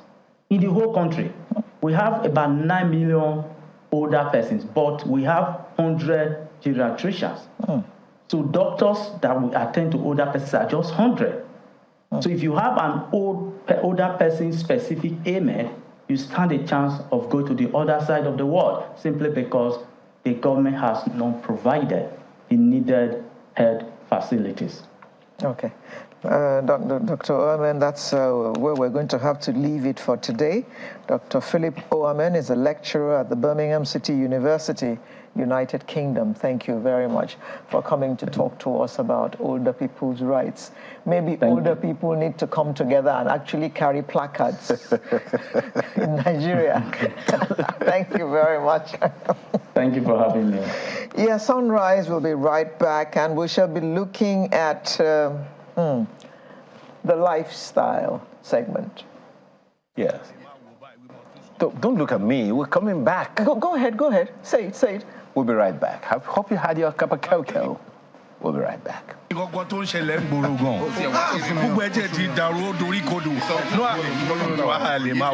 must do something. No, we got to do something now. Go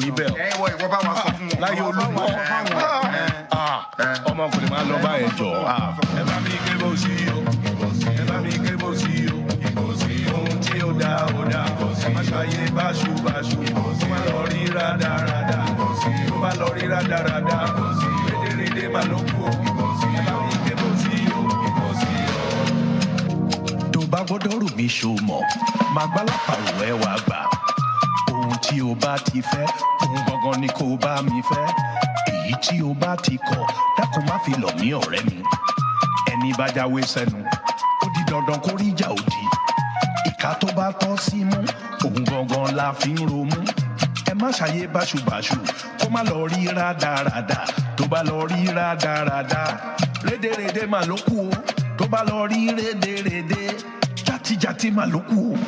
ẹ bá mi ké bó sí o ẹ bá mi ké bó sí o ohun tí ó dá ó dá ẹ má ṣàyè báṣubàṣu kó má lọ rí rádaràda tó bá lọ rí rádaràda rédèrèdè mà ló kù o ẹ bá mi ké bó sí o bó sí o. ó ti bójú ó ti bá mú dirty things preposterous dirty things musically dirty songs lyrically dirty songs ìkọkúkọ ìsọkúsọ orinkorin pẹ̀lú àṣàkáṣà tó ń kọ́mọ ọlọ́mọ ní ìṣekúṣe ìmúkúmu ìsọkúsọ tó ń kọ́mọ ọlọ́mọ ní ìwàkuwà. All these things are dangerous morally dangerous internet fraud ó dangerous àti yahoo yahoo ó dangerous kò bú ikú ní ó dangerous very destructive dangerous. ẹ bá mi ké bó sí o ẹ bá mi ké bó sí o ohun tí ó dá ó dá ẹ má ṣàyè báṣubàṣu ó má lọ rí rádaràda ó bá lọ rí rádaràda rédèrèdè má ló kú o ẹ bá mi ké bó sí o bó sí o. Now listen, don't do the codeine, don't do the cocaine, don't do the heroin, ignore the tramadol, shun that nicotine, avoid methamphetamine, embrace a decent life. I say don't do the codeine, don't do the cocaine, drop that heroin, ignore the tramadol, leave that nicotine, avoid methamphetamine, embrace a decent life. ẹ bá mi ké bó sí o ẹ bá mi ké bó sí o ohun tí ó dá ó dá ẹ má ṣàyè báṣubàṣu ó má lọ rí rádaràda ó bá lọ rí rádaràda rédèrèdè má ló kù o ẹ bá mi ké bó sí o ẹ bá mi ké bó sí o ẹ bá mi ké bó sí o ohun tí ó dá ó dá ẹ má ṣàyè báṣubàṣu ó má lọ rí rádaràda ó bá lọ rí rádaràda rédèrèdè má ló kù o. ọ̀rọ̀ lẹ ti gbọ́ yàn òun lẹ ti gbọ́ yàn àbọ̀rọ̀ náà sọ fún ọmọlúwàbí àbí báwo ni kò jù bẹ́ẹ̀ náà lọ. We got to do something. I say we got to do something. We got to do something.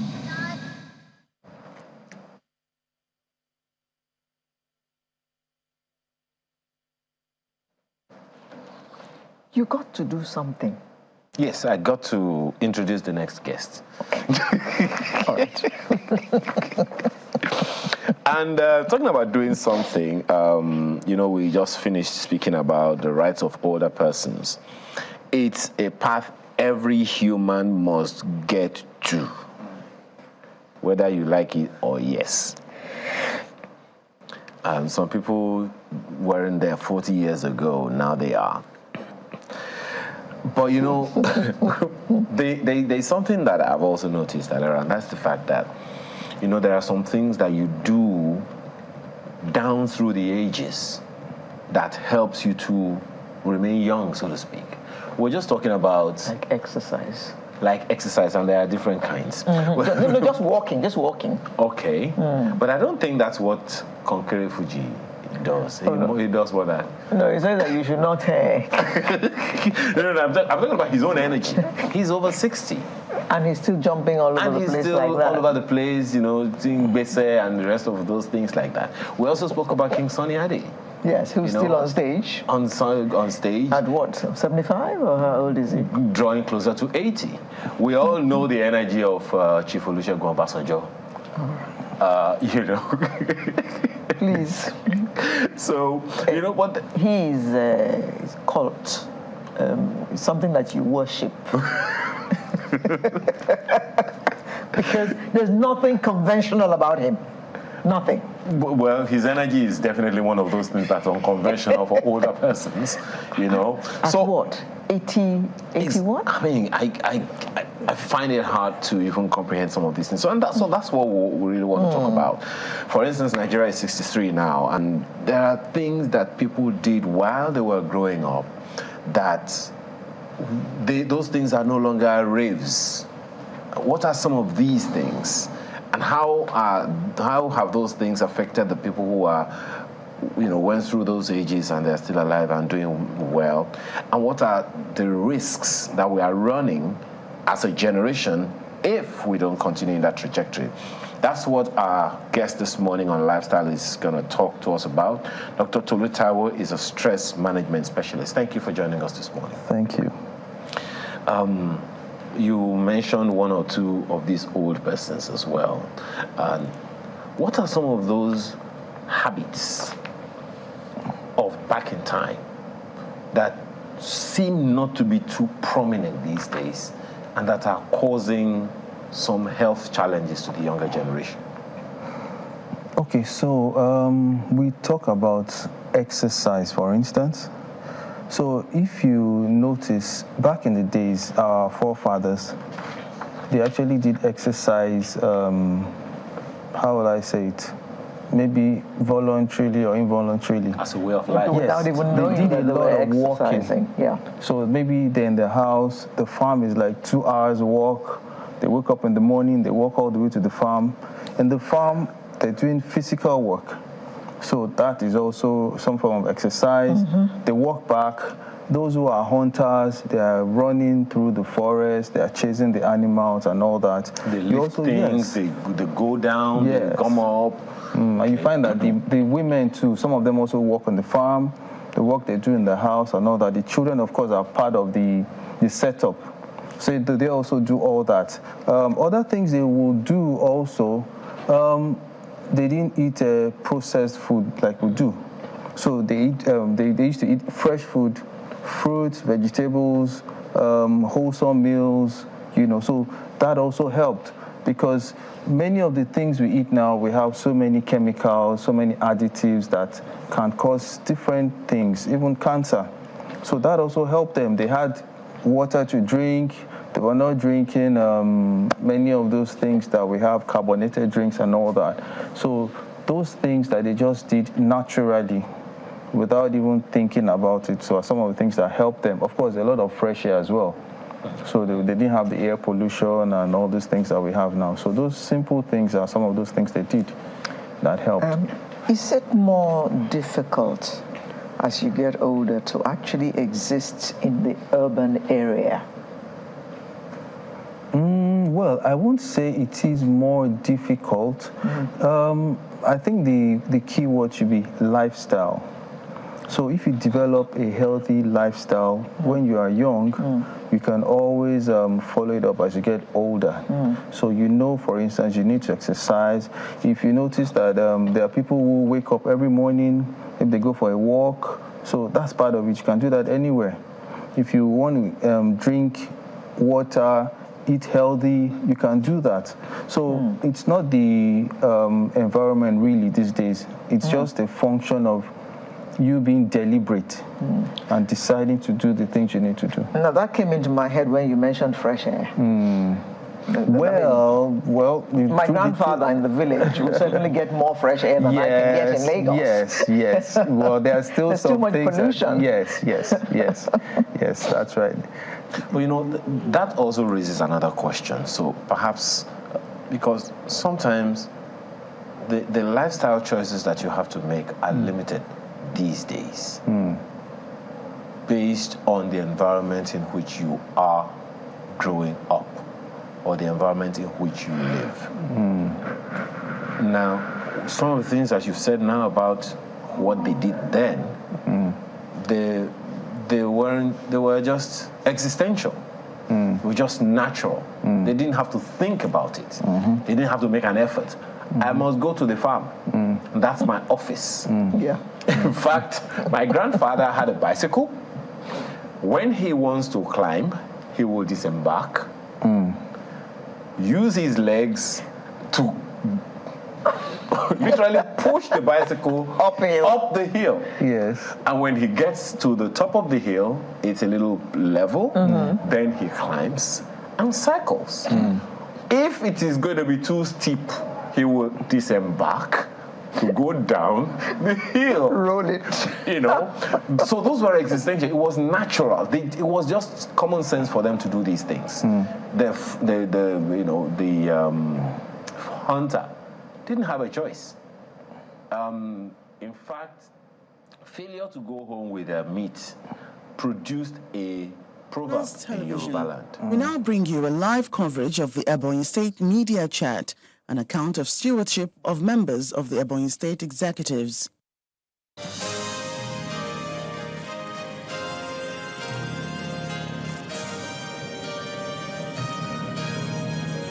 This is a live Channels television event. Manner that we glorify your holy name. In Jesus Christ's mighty name we pray. Thank you.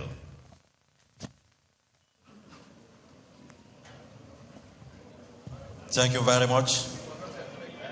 Your Excellency, the Governor of Ebonyi State of Nigeria, Right Honorable Francis Ogbonna Nwifuru, Your Excellency, Princess Patricia Obila, the Deputy Governor of Ebonyi State of Nigeria, Principal Officers of Government, Executive Council members, Permanent Secretaries here present, Council Chairman, distinguished members of the press, ladies and gentlemen. A very good morning to you once again.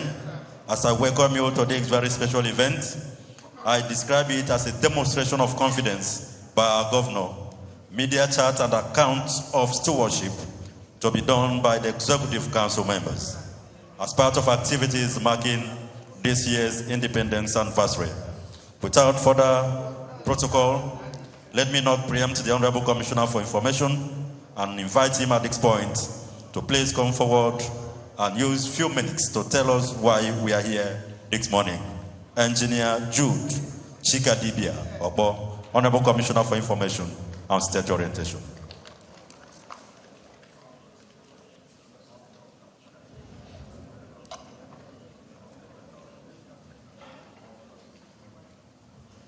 Your Excellency, the Executive Governor of Ebonyi State, Right Honorable Francis Ogbonna Nwifuru. Your Excellency, the Deputy Governor of Ebonyi State, Princess Patricia Onyemachi Obila. Please permit me to stand on the already established protocol. Your Excellency, you are a man that came into governance prepared. You had a clear vision of your leadership trajectory before your election on the 18th of March 2023. In your well-encapsulated manifesto, you stated, amongst others, that your governance is going to be based on open governance and performance management. Today, we are here gathered to tell Ebonians what you've achieved over the short period of time. It is in line with your vision to ensure that governance is based on the needs and wants of the people. Today, Your Excellency, members of the State Executive Council are going to tell the whole world what you have achieved through their respective ministries. It is still morning on Creation Day because what we are going to hear today is the testament and the direction of what Ebonians are going to expect in the next 8 years. On this note, let me thank His Excellency for making today's event possible. And on that note, I want to thank all of us for being part of history today. Thank you and God bless us all.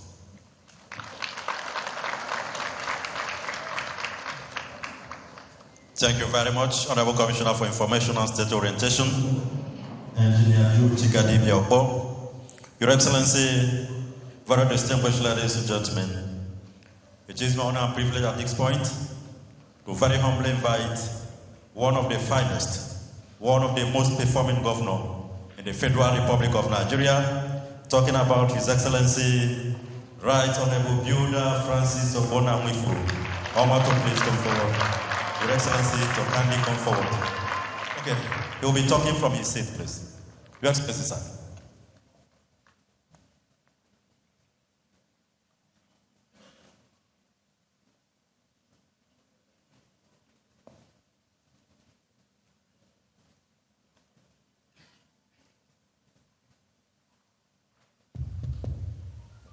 Your Excellency, Deputy Governor of Ageless State, Chief Mrs. Patricia Onyemechi Obila,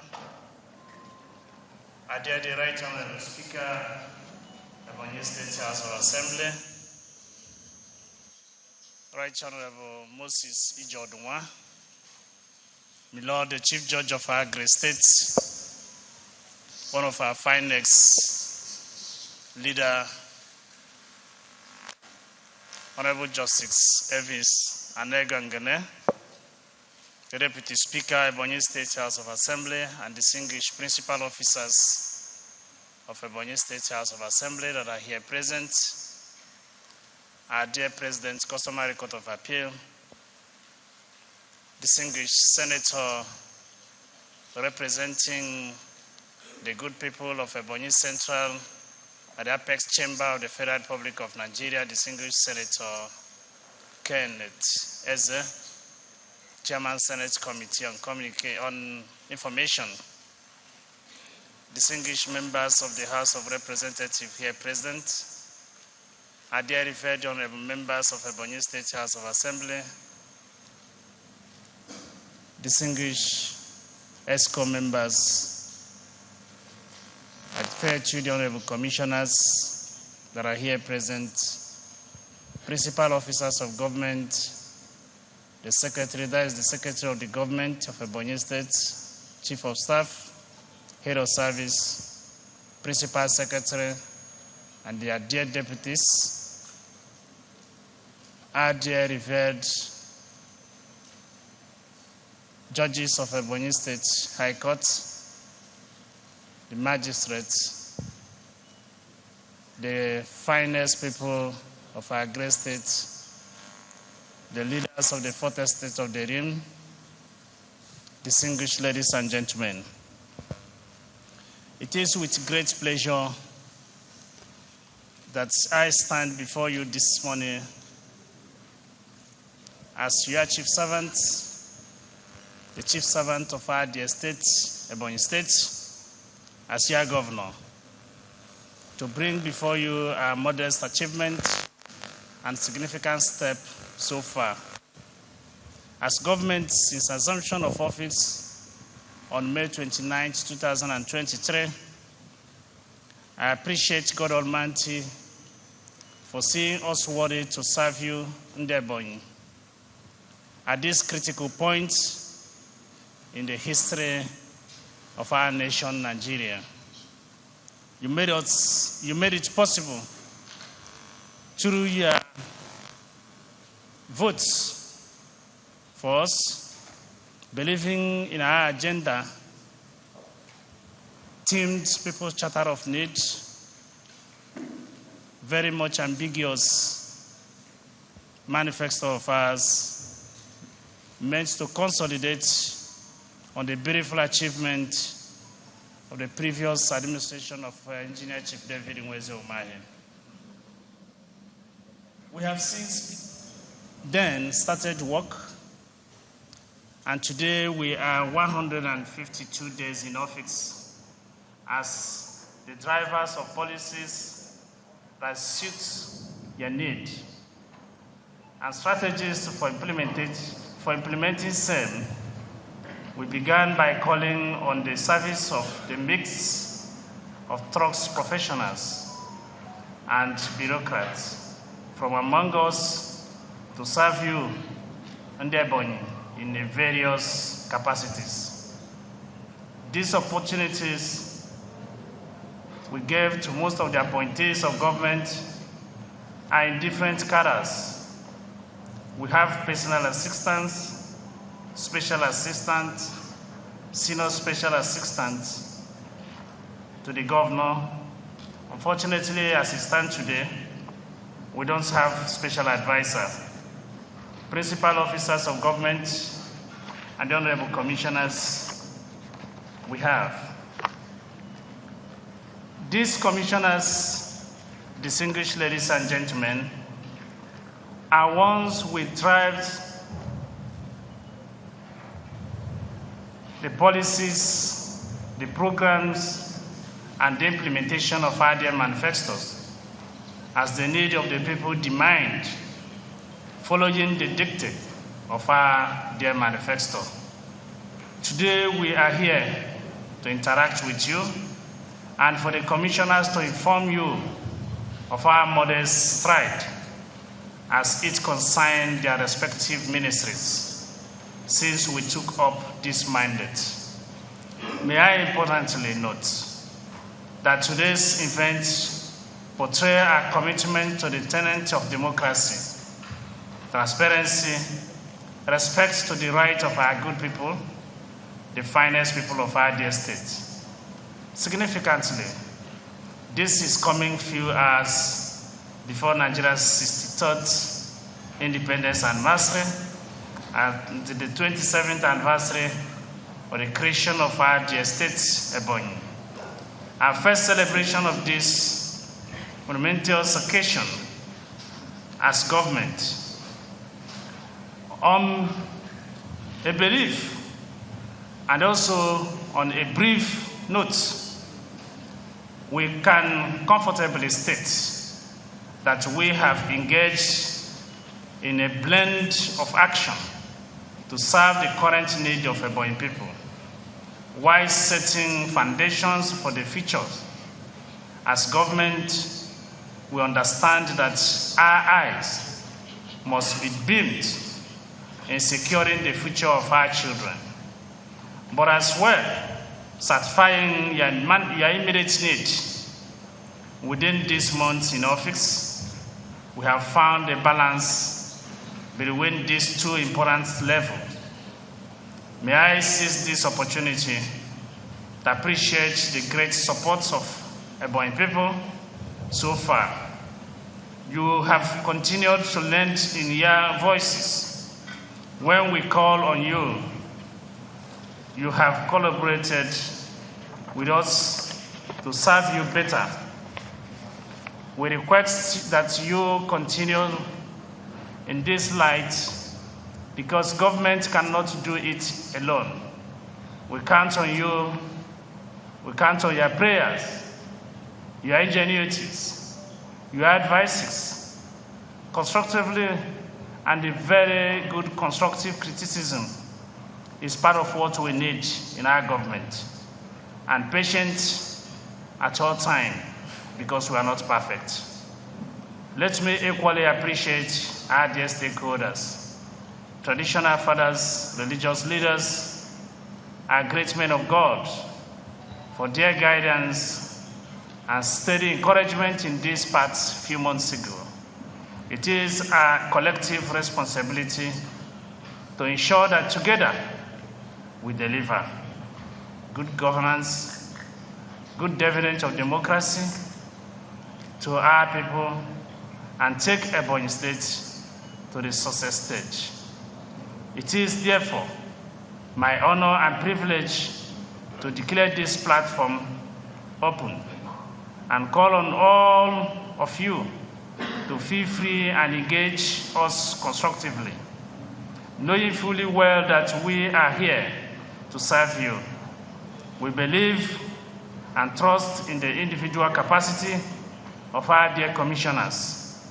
As your governor, I promise that we will continue to make you proud. Our goal is to bequeath peace and success to you. Ebonyi, we will achieve this and many more through Christ our Lord. Amen. Thank you very much for your kind attention.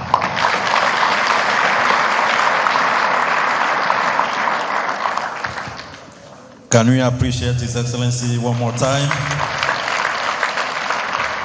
Thank you very much, Your Excellency. We appreciate you.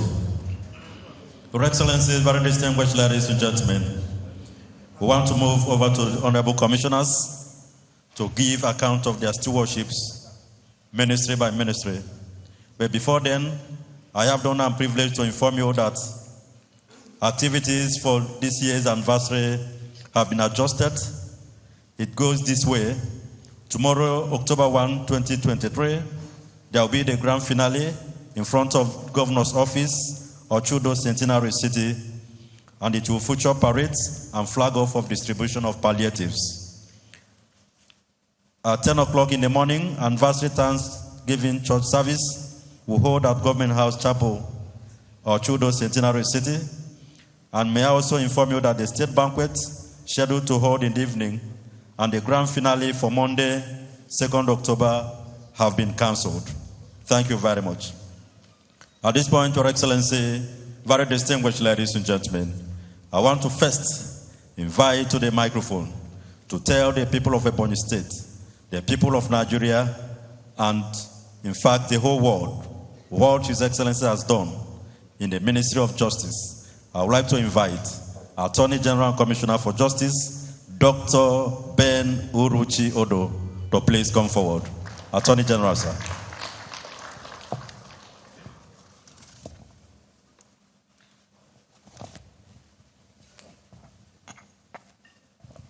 Your Excellency, our dear Governor, Right Honorable Francis Obonna-Wifuru, Your Excellency, the Deputy Governor, Your Honor, the Speaker of Ebonyi State House of Assembly, my Lord, the CJ, for paucity of time, kindly permit me to align myself on the plank of protocols that have been established by the Chief Press Secretary to the Governor. At the Ministry of Justice, what His Excellency has been able to achieve from the time from May 29 till date through the Ministry of Justice is that first, we digitized and had an automated Ebonyi State Ministry of Justice with case managed system. We now have an e-Ministry of Justice. It helps us in our case flow. With your handset, you can be at home and check the status of our cases in court and see what we are doing at the Ministry of Justice. All you need to do is just to Google www.ebonystatemoj.org. Then you will see our digitized, automated e-justice, e-Ministry of Justice. And that's what we've been able to do. Now, when lawyers go to court, they come back and update our system. We'll be able to know lawyers who are not serious with their matters, and then we'll call them to order to know why they are not serious with our matters. It's a world-class automated e-justice system that we can beat our chest and say it, we've bequeathed to the Ministry of Justice through this administration.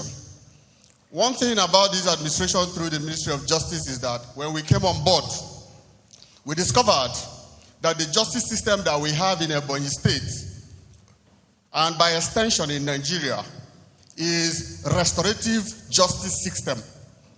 Restorative justice system is a type of justice system that uses two approaches in crime management. First, punishment, and two, vengeance. So we spoke to ourselves and said there is a need for paradigm shift from this restorative justice system that we currently have for this retributive justice system that we currently have to a restorative justice system that we ought to have. We looked at the revelational judgment that Chukwudife Oputa, late of the Justice of the Supreme Court, held in the case of Godwin Josiah against the state in 1985 as reported in Nigerian Part 125. That justice should not be a one-way traffic, not even a two-way traffic, but a three-way traffic. First, justice to the accused. Second, justice to the victim. Third, justice to the society.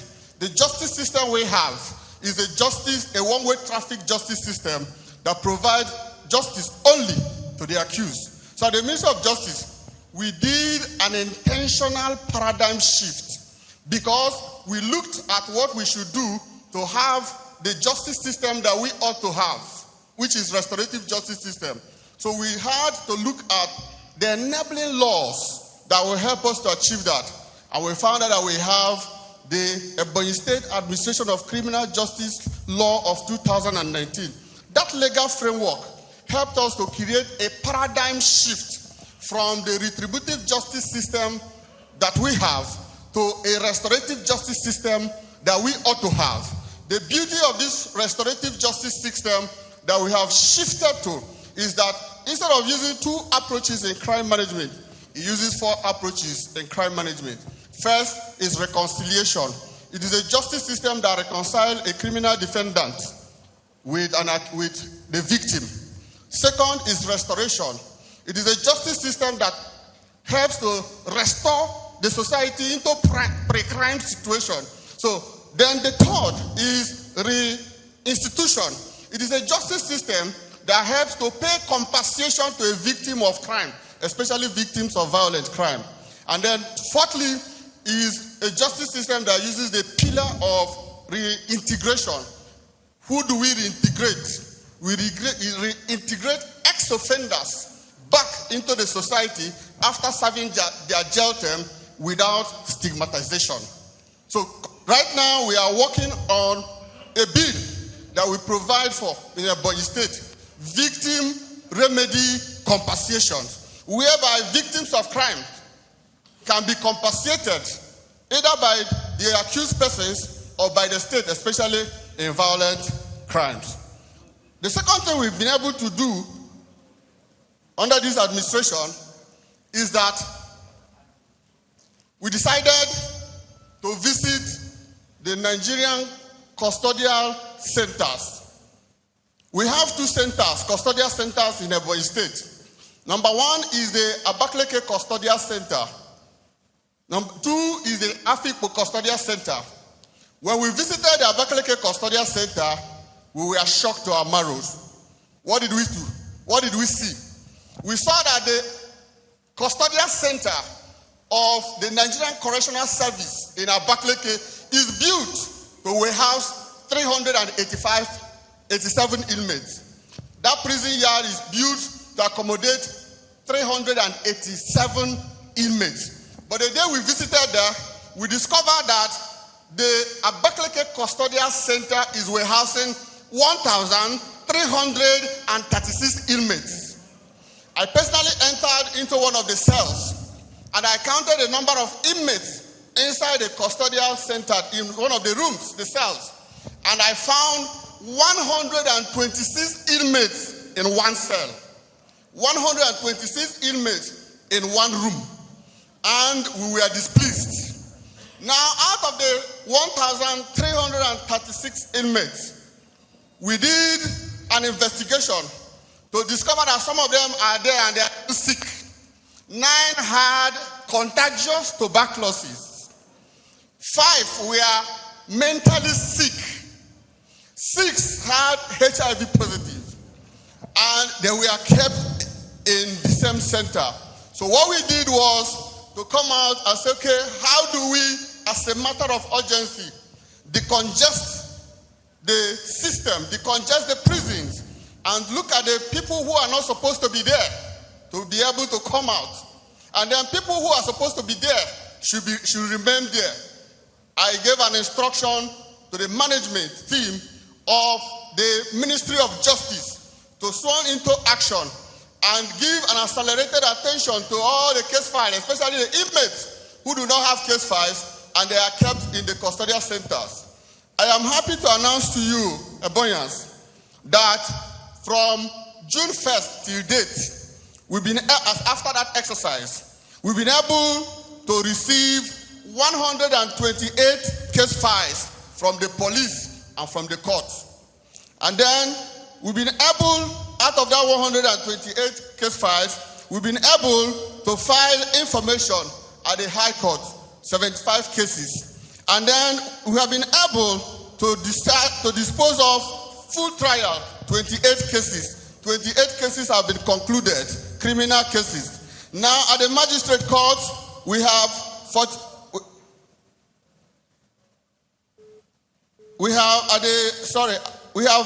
I have the power as Attorney General to use what is this constitutional power under Section 211 to use my prosecutorial discretion in instituting or undertaking or continuing or discontinuing or taking over any criminal matter at any stage before judgment is given.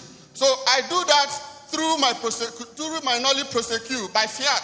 I've been able to issue to use that prosecutorial discretion in the disposal of 13 cases. We've been able to conclude 13 cases through nolli prosecute, and then I have been able to give fiat to 7 persons to enable us conclude our matters. Now, because of time, we also discovered that some cases ought not to be in court, and some Ebonyans who have cases do not have money. So what we quickly did was to establish a center called Ebonyi State Ministry of Justice Citizens Mediation Center, where Ebonyans who cannot afford to pay legal services come to the Ministry of Justice and resolve their matters free of charge.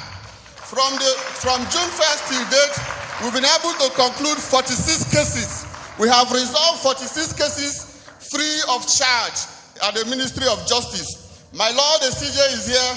Currently, we have Ebonyi State multi-door courthouse.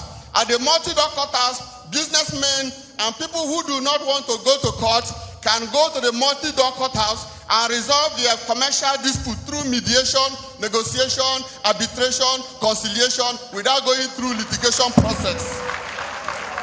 Finally, because of paucity of time, we've been able to create 3 additional departments at the Ministry of Justice. The first is the Department of Appeal. The Department of Appeal is responsible for all our appellate cases, and they are doing fine. We also created a Department of Sexual Assault and Gender-Based Violence Response to take care of all cases of rapes in Nigeria and in Ebonyi State. And then finally, we have created another department called the Department of Legal Research, Law Reporting, and ICT. This department is responsible for documenting everything we do. They are responsible for the production of Ebonyi State Ministry of Justice journals. And currently, we are working with my Lord to see that the judgment of the High Court of Ebonyi State is read by